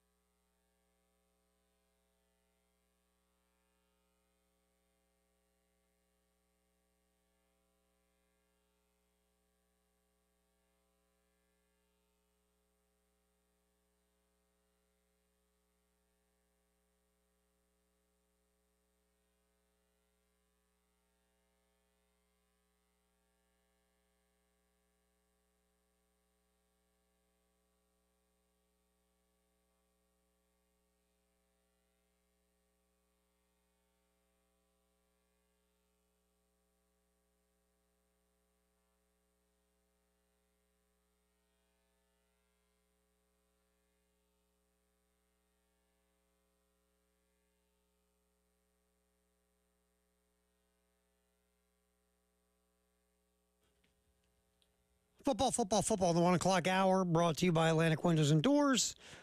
All right, so we've been going through hearing some coaches in the SEC talking about their spring games. We heard from Kalen DeBoer at Alabama, Kirby Smart at Georgia. Now we'll spin it over. Brian Kelly Mr. Personality. Brian Kelly from LSU. Remember, dude just got rid of his entire defensive staff. Yes. All of them gone. Well, the defense was god awful last year. It was terrible. It was awful. Awful. What was that show I didn't watch, Squid Games? Yes, I didn't watch it either. It's okay. But this is kind of like Squid Games with the defensive staff. Not as violent, obviously. Yeah, that's an interesting comparison. I see where you're going with it. Wiping them out, man. Yeah. Boom. Just taking them out. They were, I mean, I don't know the nuances of Squid Game. Could you see them doing like those challenges ttrying to save their job? Like, yes. All right, you got to scratch out this like star-shaped cookie thing, and if you break it, you're fired. That's right. Or like, remember the old school movie Saw? Yeah. Oh, the want to play a game. Here's a game. You want to keep your job? Play a game. And look, I get why Brian Kelly did it. I got morbid real fast. Yeah, that kind of got dark. Whose fault was that? Oh, mine. All right. Look, that defense. Look, LSU could have played for the national championship if they would have had a solid defense. Sure. Forget really good. Oh. Just a solid defense, Tyler. You had an amazing offense led by the Heisman Trophy winner at the end of the day. And if your defense was half as productive as it could have been, they would have been in the mix for the SEC Championship, College Football Playoff, the whole 9 yards, like they were through most of the season before. You are going to have 3 first-round picks in the NFL draft, a quarterback and 2 wide receivers. But your offense was so awful. I mean, your defense was so awful. And you still won 10 games, by the way. Yeah. So Brian Kelly starting over on the defensive side of the ball, starting over on offense, too, with a new quarterback, new weapons at wide receiver. I mean, guys are stepping up. They've been there, but still a new look all over the place for LSU. Here's Brian Kelly talking about the spring game in Baton Rouge. You know, honestly, for me, it's just about, I want to see guys handle this as I'm locked in, I'm focused, I'm treating this like, you know, a real game opportunity. And I think some guys did that. I thought Harold Perkins did a really nice job working in the box, and you know, seeing counter, and so you know, we were purposeful in running the ball at him and making him defend and get over the top of the veer block of the tackle, and then getting it back out and forcing him to, you know, to tackle that. So, you know, that was really good to see. You know, Kyron Lacey has had a great spring. Let's see him in a game-like situation continue to do that. I thought that was clear. And then the other thing that we highlighted is a running game and how important that is with our offensive line to exert our will. And I thought I saw that. So the tenets that we talked about relative to leading up to this game, you know, I saw a lot of them. Now, you also saw the things that we have to get better at. Certainly, you know, we can't let the ball over our head. You know, we had some coverage mistakes. Those can't continue to happen, certainly. You know, certainly, you know, we got to continue to evaluate and recruit at the defensive tackle position. That's a must. I like what our edges are doing. We're getting good pressure from the edge, but, you know, we've got to be really stout inside. So, you know, those are a couple of the observations that I think were what we talked about as a group in the sessions that we had that I saw today. It's interesting. Obviously, they want to get better on the defensive side of the ball, but talking about running the football. LSU last year, their leading rusher was Jaden Daniels. Mm-hmm. I mean, he ran for well over 1,000 yards, but he was their leading rusher. And you're not going to be like that this year. That's not your quarterback. My guess is will not be your leading rusher. So you've got to figure out your run game and how you get more productivity from the offensive line and the backs. And they just lost one of their running backs in Logan Diggs transferring over to Ole Miss. Yep. So at the end of the day, there is work to be done running the football. You have a new look again. Folks think your quarterback position is going to be fine. It might not be Jaden Daniels what Daniels was last year, but they think your quarterback position will be okay. And we've seen brief glimpses at Garrett Nussmeier going back to 2 seasons ago when Jaden Daniels got hurt in the SEC Championship game, and he actually performed pretty well against that really good Georgia defense that obviously went on to win the national championship. So the little bit we've seen of him, there is hope and optimism of what he can be.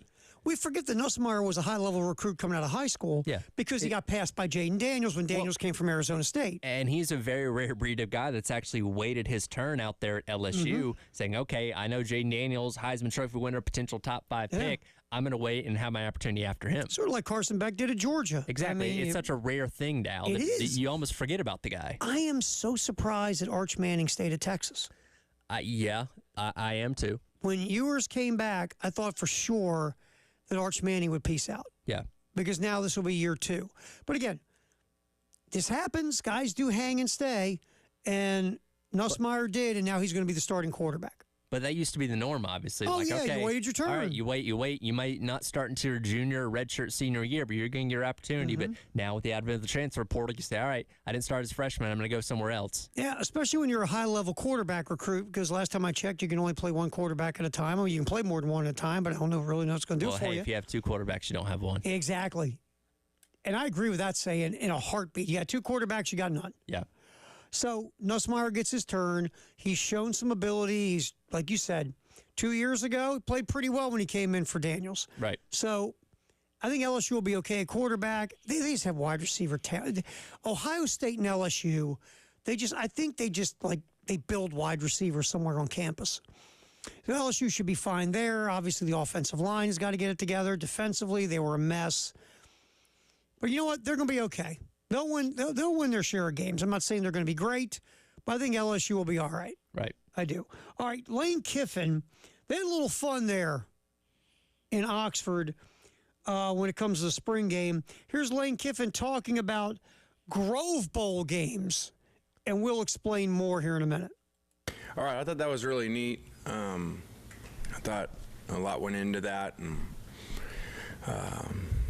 may not seem like it, but I guess kind of now I have appreciation for shows or concerts and different things that have to happen. So spent a lot of time in different walkthroughs of events and orders and changing ideas up. So thought it went really good, and the number one thing was no injuries. So a lot of times you stand up here after a spring game and got to go through a medical report after this with the doctors and the trainer. So that's really good. But I just thought it was pretty neat to see guys compete and a lot of people doing different events, and then the team down and blue team I think down, and Joey to tag in and help the blue team out for the win was pretty neat. So I hope our fans enjoyed it. I know our players did, and so we actually have one more light practice probably Monday to officially end spring with the 15th day, but I thought it was a really good spring for what we wanted accomplished, maybe not what other people do as far as staying healthy and getting a lot of reps and work without a lot of tackling. Every now and then, we've always talked about how much personality Lane has on social media. Sure. Lane's doing these cool things. We're going to get to this the Grove games or whatever they were doing. But sometimes when Lane talks to the media, it's almost like he uses up all his charisma in 140 characters. And when he gets up in front of the media, it's just like he tries to be as vanilla as he can, with the exception of like the occasional dig he'll throw that, he always liked to poke fun at Saban and stuff like that. Like, there's a little comment here and there in most of his press conferences. You're like, oh, what did he mean by that? Or, oh, he's taking a shot at this person. But for the most part, he really kind of lets things shine outside of the press conference. Yeah, I remember 2 years ago, SEC Media Days, everybody, oh, can't wait to hear Kiffin talk. Can't wait for Kiffin. And honestly, it was boring. He was just boring. Well, remember last year, it looked like he rolled out of bed. Yeah. Now, it was in Nashville, so he could have had a wild night the night before, but it literally just looked like he was half asleep at the podium. That was the only notable thing about what he said. Like, we build him up for these sound bites, but again, he's very much a less is more kind of person with that, where it may be one every couple weeks, but when he says something, it's good, but it's not every press conference. And we're going to come back and talk about what they did for spring at Ole Miss and get to our Firehouse subtext the hour at 803-404-6100. Terry Ford, Tyler Head, football in the 1 o'clock hour, sponsored by Atlantic Windows and Doors on the halftime show here on the game.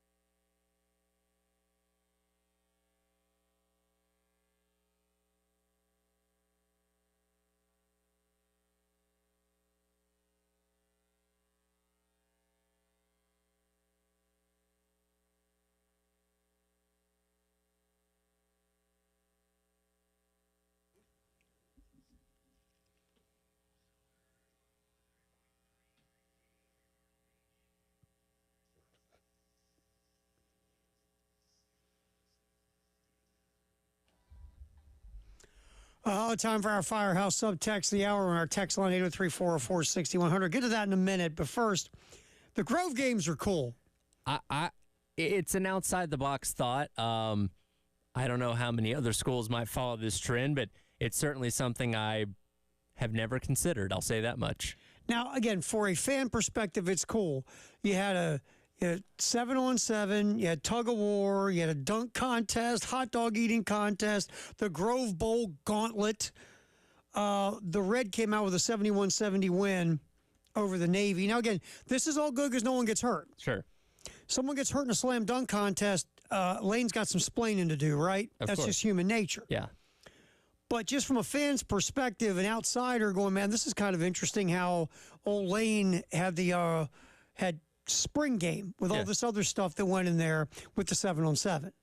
Well, and I think when you do it as a 7-on-7, because when we watch a spring game that is, positioned as an actual football game, but they're not actually tackling and stuff like that, it is a little underwhelming. When you're positioning a 7-on-7, you're saying, okay, we are not treating this like a normal game. We're still running through the motions and running routes and all that kind of stuff. But, the expectations of the football side of it are lowered when you're presenting it that way. I'll say that much. Oh, the important thing is who wins a tug of war. Oh, of course. And here's the thing. The players look like they were having a great time. Yeah, and look, Lane Kiffin is just, it's so interesting how, we talk about evolving. Lane Kiffin's evolved. For sure. He's still taking that youthful, fun part of his personality and using it, but he's also this wiser, more smarter, sage guy than the one that he used to be. And the mix has really worked at Ole Miss. It has, and he has the recruiting pitch of come to the SIP. You know what I mean? Like he's built this culture there over the past couple of years that he's been there, which kind of leans into this funner side of football, and this perfectly encapsulates what the Lane Kiffin era of Ole Miss football is. It's like it's this outside-of-the-box, kind of quirky, fun deal that has enticed a lot of players to come there. Now, yes, the NIL aspect certainly helps out on that. Sure. And I'm not saying you're going to get 5-star recruits because you play tug of war at your spring game, but it's something that players say, hey, at whatever school I was at, it was just a spring game, just another practice, whatever it may be. That looks like something fun. I might be interested in that. Yeah, I mean, this gets around where if you want to go have some fun, this guy's fun. The program's fun. They're having a good time. And part of it's tug of war, slam dunk competition, hot dog eating contest. And here's the thing. You can do this after you have a 10-win season. Oh, sure. If they went 3-9 last year, people are like, what are you playing tug of war for? Let's focus on some fundamentals here. Let's hit somebody. Exactly. Like you can do this after you have the most successful season in your school's history. Yeah, and the expectation level for your team is off the charts. College football playoff. You brought in every high-level transfer portal guy. Like, you're feeling good down there in the Grove right now. Yeah, and the only guy you lost that really you wish you didn't lose was Judkins, but you weren't going to pay him what he wanted. Sure. So, yeah, things are looking really good in Oxford. And like you said, because you're feeling so good, you can have goofy tug of wars and hot dog eating contests. And because, again, if you were 3-9 into this hot dog eating contest, one of your guys could choke. What the hell's wrong with you, Kiffin? Exactly. Yes. You're nuts. But, yeah, so they had a fun time at Ole Miss spring game. All right, what we got there on the Firehouse Sub text of the hour, man? Speaking of the spring game, D asked the question, is there any charge for the spring game? And how about the parking? No charge. It's free, as it always is. I can't speak on the parking situation for Saturday. Don't know parking, but it's free. I'll say get there early. That's probably the best advice I can give you. Yes, so get there early. But, yeah, spring game's free. And we might not see a tug of war, but, Well, it'll be cool because of all these new players. But then again, Reddy, here's what's different. Lane Kiffin coming off a 10-win season. He's got a lot of players coming back. Jackson Dart's the starting quarterback for year 3. Yep. Yeah, they're bringing in a lot of portal guys, but they're also the foundations laid. I was Shane's coming off a 5-7 and a new quarterback and new other pieces too. Yeah, it's a complete 180 from what you have out there in Ole Miss. And again, you're bringing in a lot of guys that you're excited about from the transfer portal, particularly at the wide receiver spot that you're going to be very interested to see. But, so much is going to be new with this team that, again, we're not going to get the answers to most of these questions coming away from Saturday night, but at least gives us, as the general public, the ability to actually see these guys and form our own conclusions based on what we see. Yeah, so it's a whole different vibe where you're at. We'll get in here. What's trending at 2 is coming up. We'll swing back to the women in the parade from yesterday. Also get some sound from Mark Kingston as the Gamecock baseball squad won 2 out of 3 in Gainesville. Also, we're going to hear from the new Kentucky basketball coach a little bit. Mark Pope, new mock draft by Mel Kiper and Field Yates we didn't get to during our football hour. We're going to pull that over for the next hour as well. We got a lot to get to still. So that's coming up on What's Trending at 2, sponsored by Traditions Fine Jewelry and Gamecock Traditions. You know, you want to help out the NIL? Do your shopping at Traditions Fine Jewelry and Gamecock Traditions. All that's coming up. And, you know, I'll say this in the mock draft, the one thing I'm looking at, the quarterback position's pretty interesting in the first couple rounds. That much I can tell you. Where does that go in the third round? We'll get into that. There are a lot of headlines and things that are trending we're going to get to coming up in the 2 o'clock hour. Terry Ford, Tyler Head, we are hanging here on the halftime show. We'll roll this sucker up until 3 right here on The Game.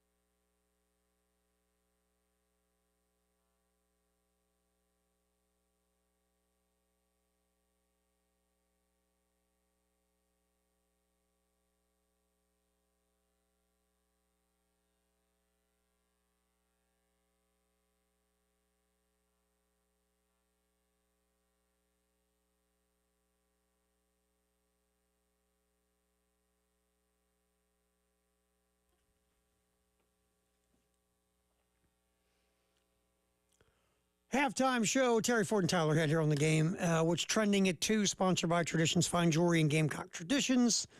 They got all sorts of national championship stuff in there at Gamecock Traditions.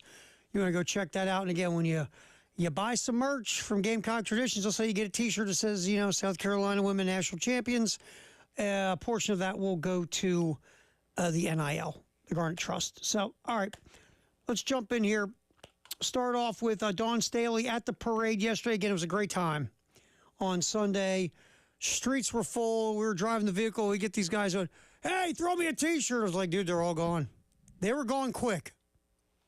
I would say we gave all the wires away on Friday, too. I guess Josh got to get on reordering those. Let's go, Yeoman. Come on. Let's go. We need more T-shirts. So a good time yesterday. And after the parade finished up, Dawn got up and spoke. And one of the things she talked about was the uncommon favor. Here's Dawn. I saw a lot of uncommon favor T-shirts. And I don't know if everybody really understands what uncommon favor is. I'm going to sum it up because I grew up in a household where I had to be disciplined. Right? Uncommon favor is when your mother or your father told you, I can show you better than I can tell you. It's quite simple. After we planned to be here last year during this time, it wasn't hard this time. It wasn't. And it was a devastating loss to all of us that were part of it. And I was hurt, deeply hurt, deeply. Not to destroy my faith, but I did ask why. I did. And most of us that really understand, we need to know. And we need to know what we need to know. But God sometimes says, I can show you better than I can tell you. There's Dawn saying, look, we all thought we were going to be here last year. Right. Didn't work out. And, we've talked about it all year, that loss to Iowa.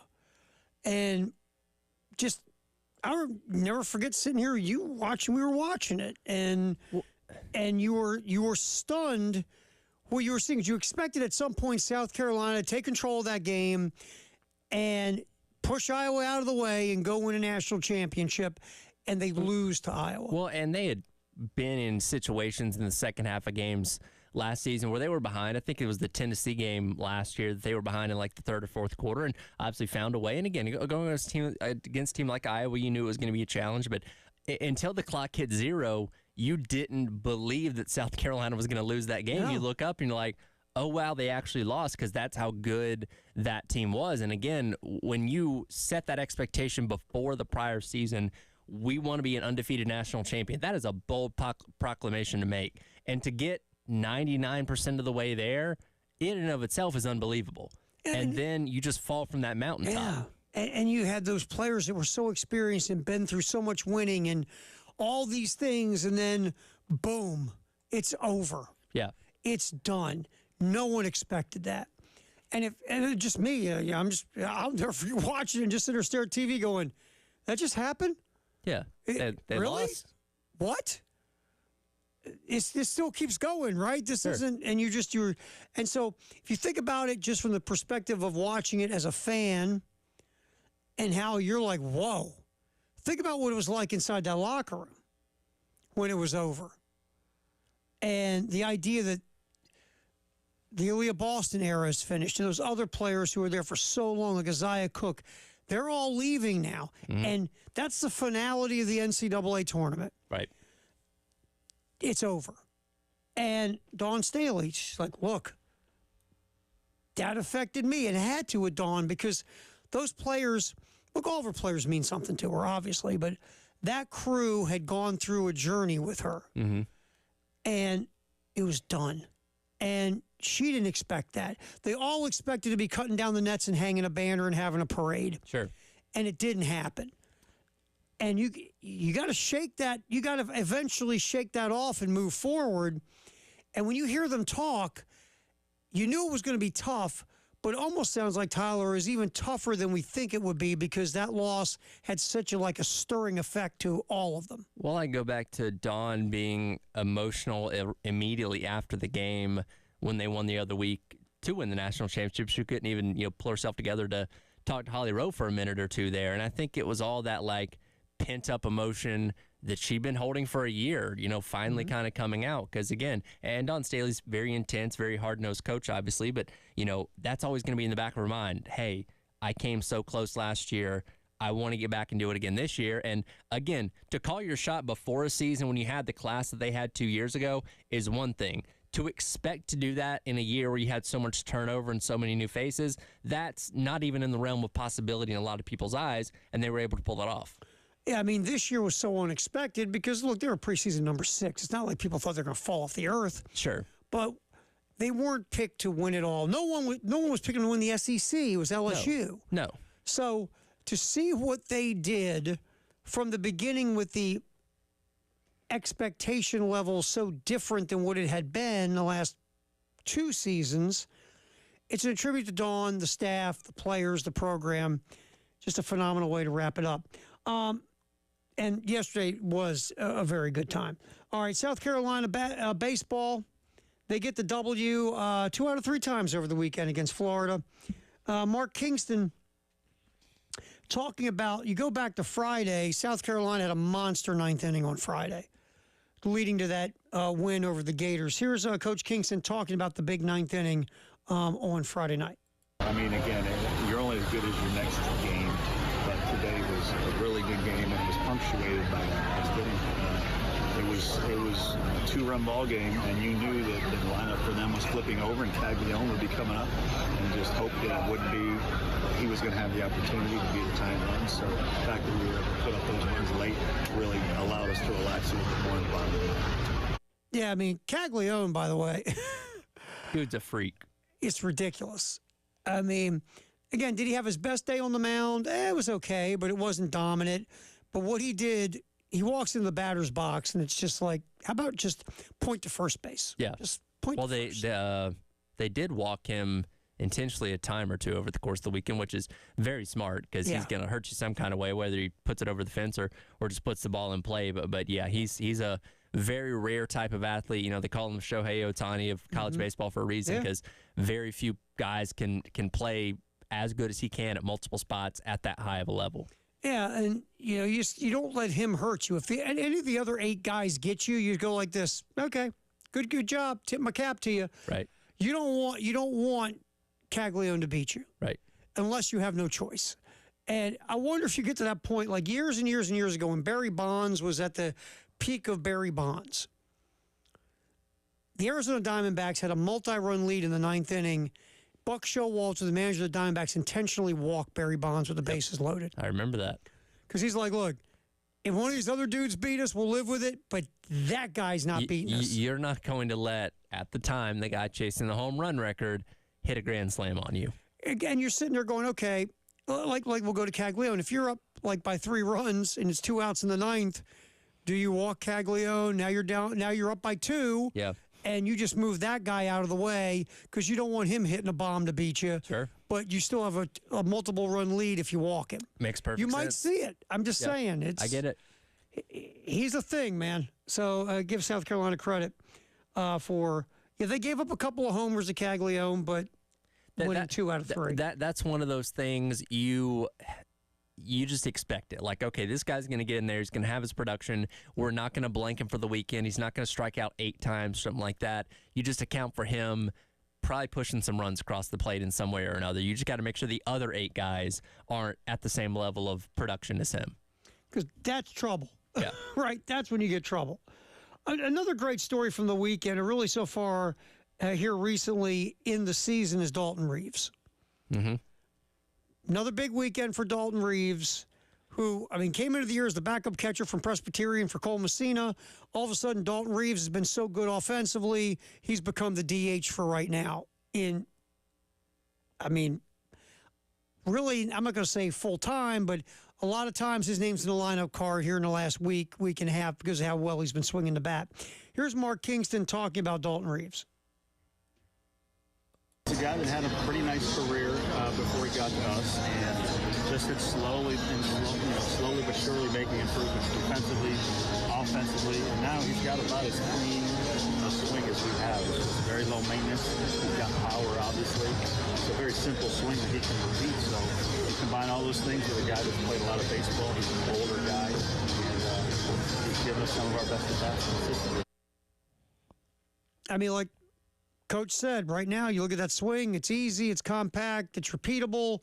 Basically, we're going to ride this till there's no hits left in that bat, and that's what you should do. Yeah, absolutely. And I talked to Stuart Lake a little bit earlier on this morning on my show, and I asked him, I said, do you think Dalton Reeves' success is due to the fact he doesn't have a lot of tape out there on him? He says he does, because he's had 17 at-bats in the 10 games he's appeared in so far. So, yes, the more he goes out there, the more, teams going to have a little bit more of a notebook on him, and he'll come back down to earth a little bit. But the fact that he's batting .360 through 17 at-bats with 4 home runs and 12 RBIs, like, he's making the most out of this, and I agree. Put him at DH. Continue to ride this until he finally cools off. Oh, yeah. I mean, 4 homers and 17 at-bats. Yeah. That's just ridiculous.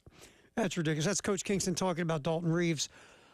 Also, there was something called a golf tournament this past weekend in Augusta. Might have heard of it, the Masters. Scotty Scheffler wins his second green jacket in, 3 years? Yep. Here's Scheffler. Well, first of all, let's get Scheffler on winning the Masters and also soon becoming a father because his wife is at home ready to give birth at any minute. Here's Scheffler after the win at the Masters. Cry here, Butler Cabin. No, it's a very, very special time for both of us. I can't put into words what it means to win this tournament again. I really can't put it into words what it's going to be like to be a father for the first time. So looking forward to getting home and celebrating with Meredith. And it's been a long week here without her, but I'm just looking forward to getting home. Congrats. I mean, Scheffler dominated, won with ease down the stretch yesterday. He's the next.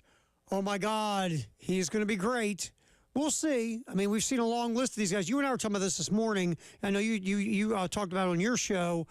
Golf, and I get why, they're dying to find the next Tiger. Exactly. Like, they're trying to position the next superstar. And this happens really kind of every year with the Masters winner, especially if they're having a recent run of success. And again, Scheffler's been number 1 in the world for a couple years now, saying, hey, this is the guy. And incredible golfer. And watching him play, especially, in that last round yesterday, I mean, he was surgical precision, an amazing golfer. But, like, you have to have more than just a good golf game to be that crossover superstar that golf so desperately wants to replace Tiger. You want Tiger to continue playing, but there's a reason that him finishing dead last out of the guys making the cut, is more interesting to some people than the guy that won the Masters. Sure, more people, the casual sports fan cares more about, ready? Here's the first thing to say about the Masters. Where's Tiger? Yeah. No offense to Scheffler or any of these guys, John Rahm, you go back, Rory McIlroy, Jordan Spieth, Justin Thomas, and no offense to any of these guys. The casual fan cares about Tiger Woods. Exactly. And that's where golf's at. And like every niche sport, like I say all the time, every sport's a niche sport except the NFL now. Yep. You're looking for transcendent stars who are going to bring the casual sports fans eyeballs, like we saw with Caitlin Clark in the women's tournament. You want someone who, the casual fan's going to grab the remote or get on their phone or device and go, I want to see them play or I want to see their results. Yes. Do you think the average person on the street, if you walked up to them and said Scotty Scheffler, they would know who you're talking about? They say, yeah, that's that guy in accounting, third floor of our office building. Some people might say, oh, he's a golfer, right? Maybe. But that pales in comparison to people that have never watched golf in their life that could tell you a lot about Tiger Woods, good and bad. Okay, real quick. If your wife goes into labor, but right before the final round and you have the lead, you leaving? The fact that he's won a Masters Think about it. We'll come back and talk about it because we're running out of time. All right. We'll get that. Also, the new head basketball coach at Kentucky and a new mock draft. All that, what's trending at 2. Sponsored by Traditions Fine Jewelry and Gamecock Traditions right here on the Halftime Show on The Game.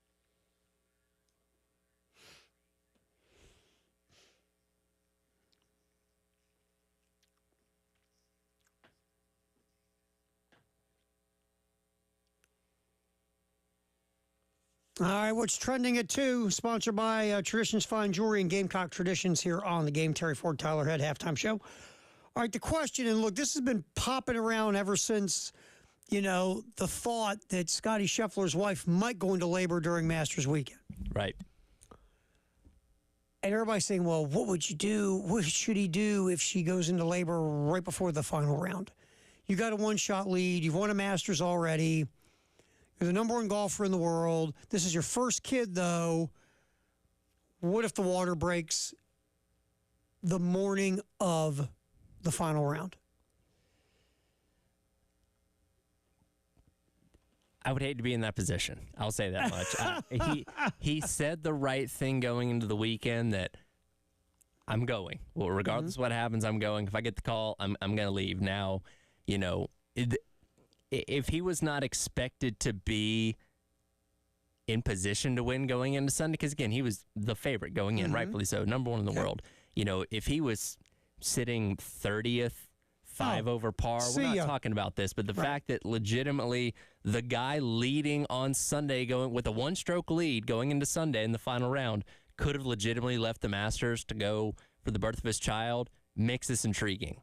I'll make it even more intriguing. How about if he's got a 4-shot lead or a 5-shot lead? Where as long as you just don't completely fall apart, if you don't win this Vandeville, thing, exactly, you win the Masters. Yeah, man. And again, if he'd never won the Masters before, never won a major before, then it's like, man, how do you leave? It's even tougher, isn't it? But the fact that you've won it before, again, you're number 1 in the world right now, so there's every indication in the world you're going to win some more big events going forward, but you never know. You never know. That's what I was getting ready to say. I mean, we talked about this with earlier. You never, ever know if you're ever going to...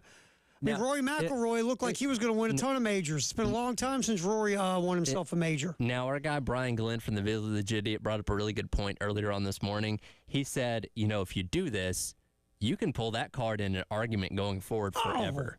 Yes. Hey, ready? I need you to take out the trash. Oh, remember when I left the Masters as the leader to come be at your side? Yeah, I don't know about that. Well, you win all the time. You never lose an argument ever again. Figures Brian Glenn would think of that.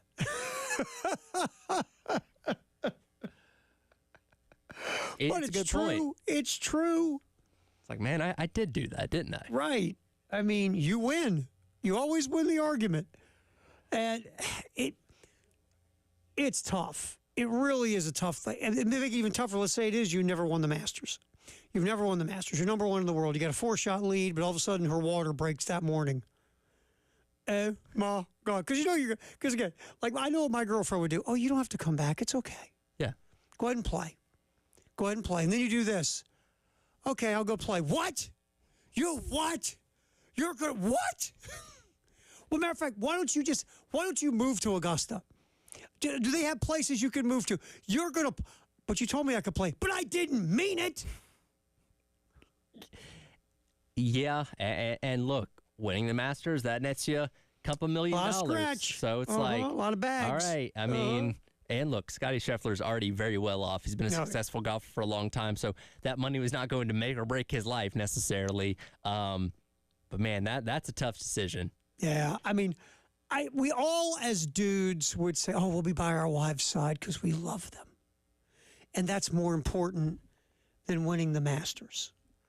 And yes, you all want to think that way, right? And again, until you have to make that decision, you got to make it until the phone rings and you're like, "Oh crap, I have to tee off in an hour and a half. I have a lead on Sunday at the Masters. Am I going to hop on this plane and go back to Texas?" Mm-hmm. It's like, can you unbreak your water? Just unbreak your water, please. Just give me a few hours, please. It's tough, man. It is. I see both sides of the argument. I'll say that much. I would hope that I would say, I'm going to go be at my wife's side. But to be honest with you, if I got the lead, and it's going to be tough. Here's the thing.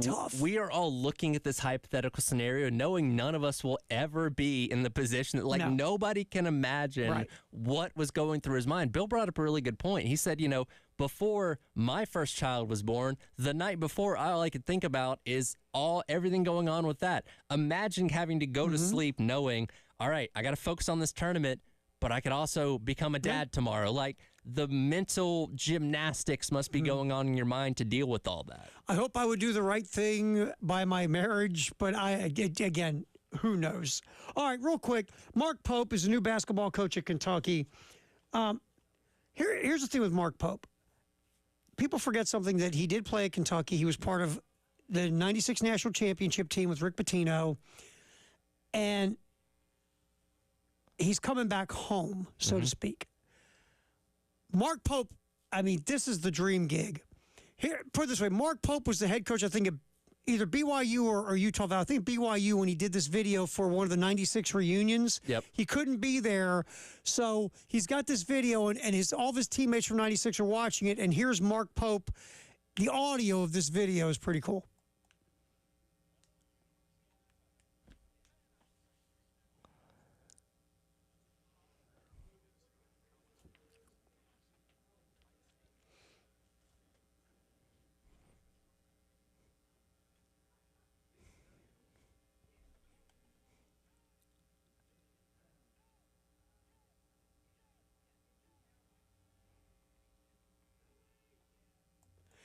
And he rips off his suit, and he's got his Kentucky gear on. Yes. And look, Mark Pope, like I said earlier in the show, a good basketball coach. And now he's got better, no offense to BYU, but Kentucky's a different level. Of course. And I think Pope's a good basketball coach. Now, is it going to work in Lexington? That remains to be seen, because that's a different animal. But here's the optics of this. This doesn't mean Mark Pope won't be really good and it's a great hire. But you were swinging. You were big game hunting, man. Mm-hmm. You had the big old gun out and you were going for big game, and you came back with a squirrel. Yeah. In the eyes of perception, right? Exactly. And there's a reason that the fan base was tired of Coach Calipari, because, again, winning 20 games and finishing in the top 3 in the SEC, that's great, but what'd you do in the tournament? And he wasn't producing in the tournament, so their expectation is we're going to go out and get somebody, whether that be a Dan Hurley, a Billy Donovan, whatever, that has a proven track record of taking teams and winning national championships. When they didn't get that, they're like, what is this? Well, he played at Kentucky, so... You know, the first thing was, so? Yeah, it's like, who cares? He's never won an NCAA tournament game. No, and that's the point of it.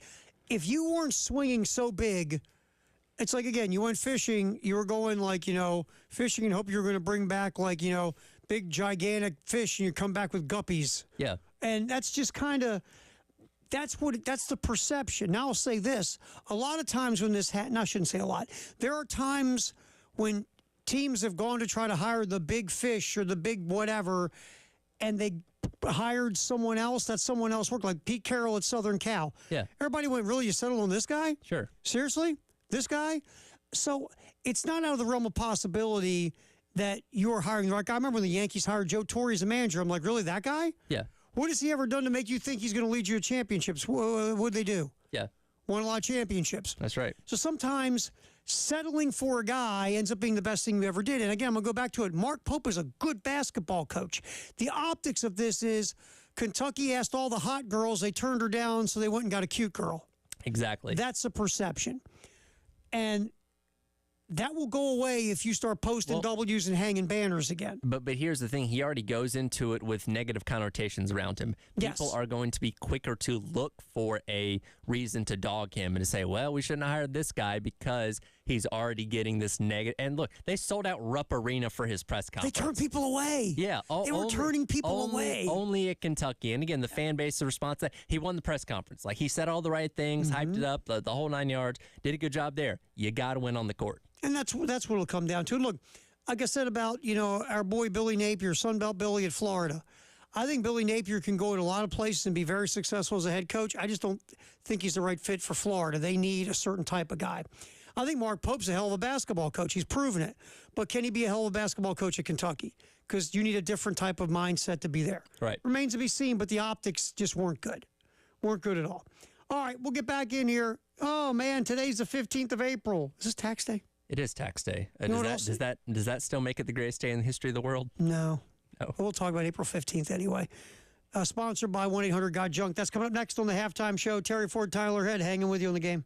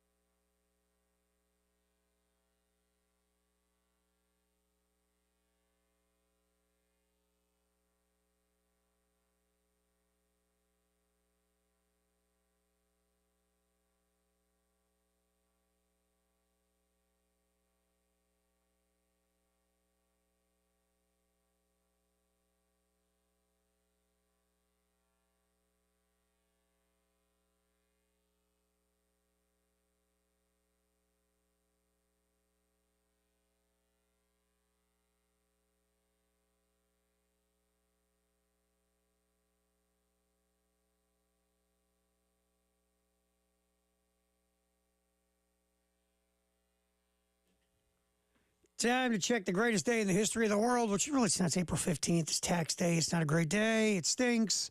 Unless you don't pay taxes. Then you're good. You're okay.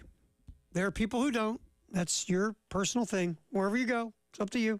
I would recommend paying your taxes. Yeah, I would too, but I don't judge. Do what you want. You'll get a not so great letter from the IRS in the mail if you don't. Just saying. Probably not a good idea, but hey, you do you.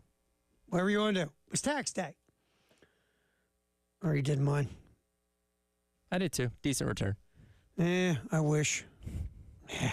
It ebbs and flows. Some years good, some years not. Yeah. You know, you just hope for the best and kind of expect the worst. That's being an adult. It's adulting. All right, greatest day in history world, sponsored by 1-800-GOT-JUNK. This day in 2019, this is pretty interesting. The LA Clippers are playing the Golden State Warriors in NBA playoff series, best of 7. Golden State wins game 1. Game 2, Golden State's up by 31 points. Clippers come back and win. Yeah, Clippers came back and won. An NBA record for biggest deficit to come back on in an NBA playoff game. And so the Clippers, you figure, okay, you come back from 31 down, you win the game, series is tied at 1, you got momentum, right? Yeah, game 3, Golden State curb stomped them, won the series in 6. Also on this day, in 2000, the NFL draft, Penn State defensive end Courtney Brown was taken first overall by the Cleveland Browns. Just saying, wow, I forgot about that, Tara. Yeah, the Browns like to forget about that. Courtney Brown, hung around the NFL, but it wasn't like Courtney Brown was some superstar. He really kind of was, if you want to be honest, a bust for what he should have been. He was a heck of a player at Penn State, but when you look at that the 2000 draft, again, this is a different world than it is today in the NFL. That draft, yeah. You're saying, well, if you don't take Courtney Brown, who do you take, Tara? LeVar Arrington was the second pick overall. His career, he had some injury issues. Chris Samuels was an excellent left tackle for a long time. Washington picked second and third, took Arrington and Samuels. Sound like good picks at the time. Again, Samuels was really good, and Arrington couldn't stay healthy. Peter Warrick, the wide receiver from Florida State, was a bust. Jamal Lewis was really good till he got hurt as a running back for the Ravens. If you look at it, Brian Urlacher might be the best player in the first round of this draft. If you look through it. It's funny, there's one quarterback taken in the 2000 draft. And that was 18th by the Jets, Chad Pennington, who had a solid career. He was all right. But not a great draft. Courtney Brown, the first pick of that 2000 NFL draft. Also on this day in 2000, Cal Ripken becomes the 24th player to reach 3,000 hits. That was against the Minnesota Twins. Cal also ended up with 400 career home runs as well, and the Iron Man streak of consecutive games played. On this day in 1997, Jackie Robinson was honored. Major League Baseball retired number 42 for all teams. A couple guys are still grandfathered in to wear it. I think Lenny Webster was one of them. But once everybody finished wearing it and worked their way out of it, no one could ever wear 42 again. And the reason for that on this day is because on this day in 1947, Jackie Robinson became the first African-American to play in U.S. Major League Baseball. Also on this day, and this was, if you were alive for this and you were a boxing fan, you remember this day, 1985. Marvin Hagler and Tommy Hearns crawled into the ring together at Caesars Palace in Vegas. And what they did was beat the bleep out of each other for about 8 minutes. And that first round was the most compelling, violent, you couldn't take your eyes off of it first round you'll ever see.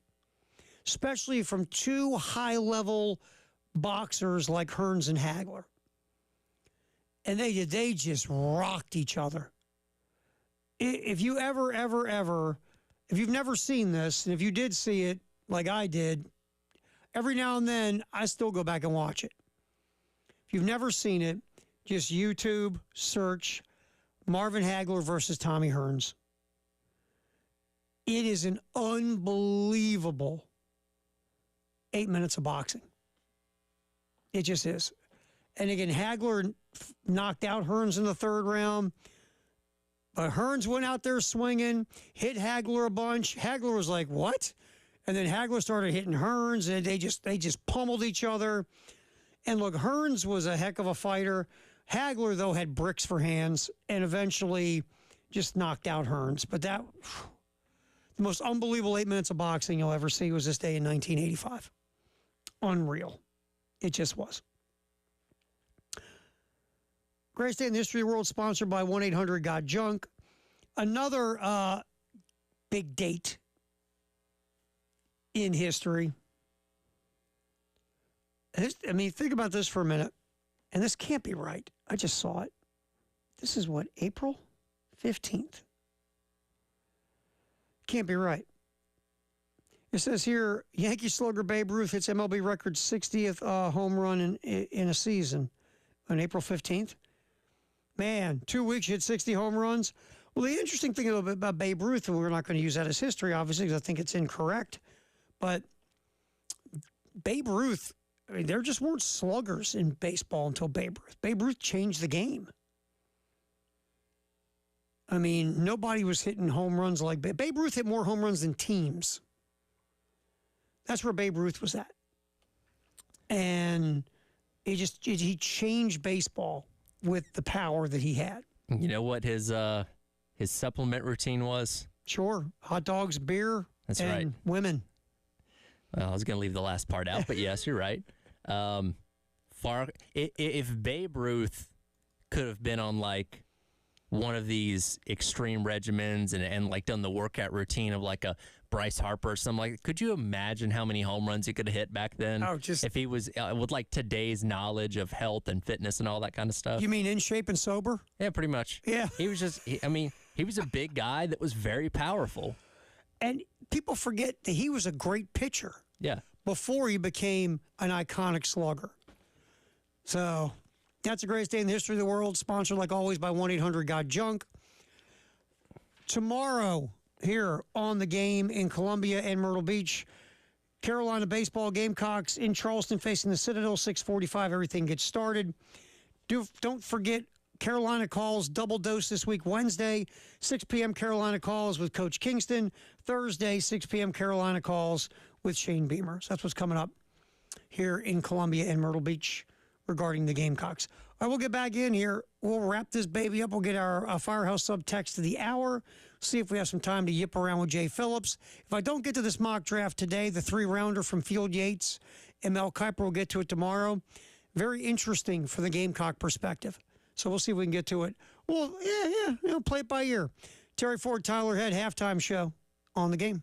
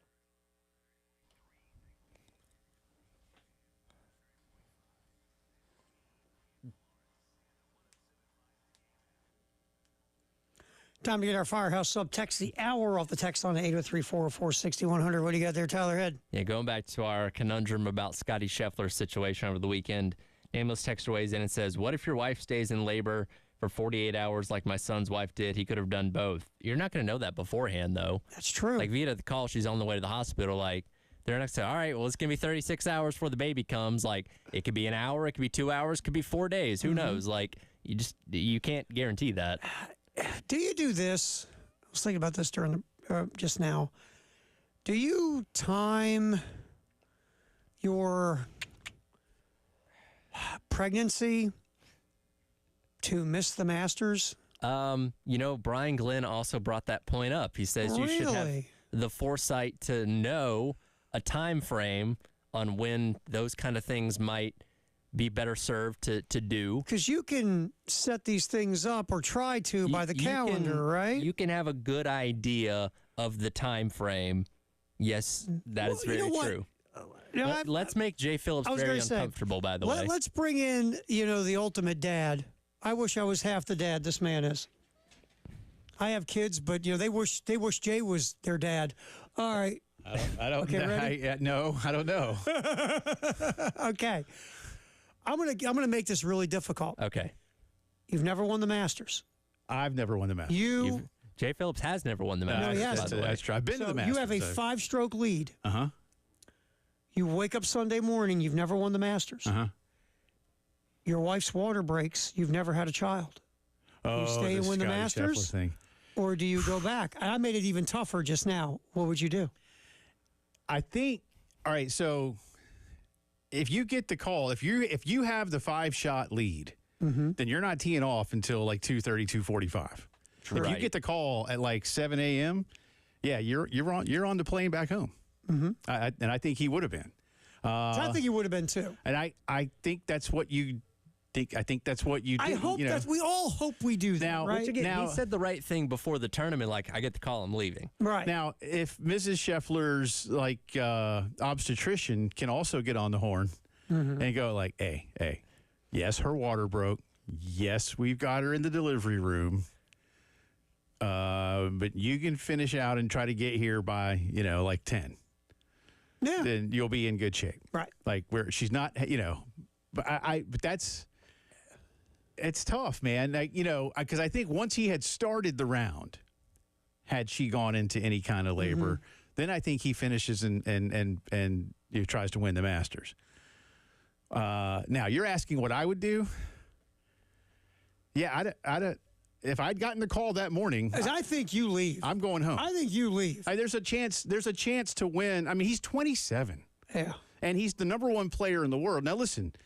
There's no guarantees, though. And he's already now. Again, since he had already, I have not won the Masters. I just made was up your a point. scenario. Yeah. But I'm going. No, I'm going to go be with my wife. With him, yes. I mean, the fact you've won one. It's my first child. And it's my first and child. I have other opportunities to come back to this. And you might not ever win another major again, but you got one. Yeah. Right. Yeah. And then you have your kid, and in his scenario, I would hope I would leave and go home, because I've already got a green jacket. Yeah.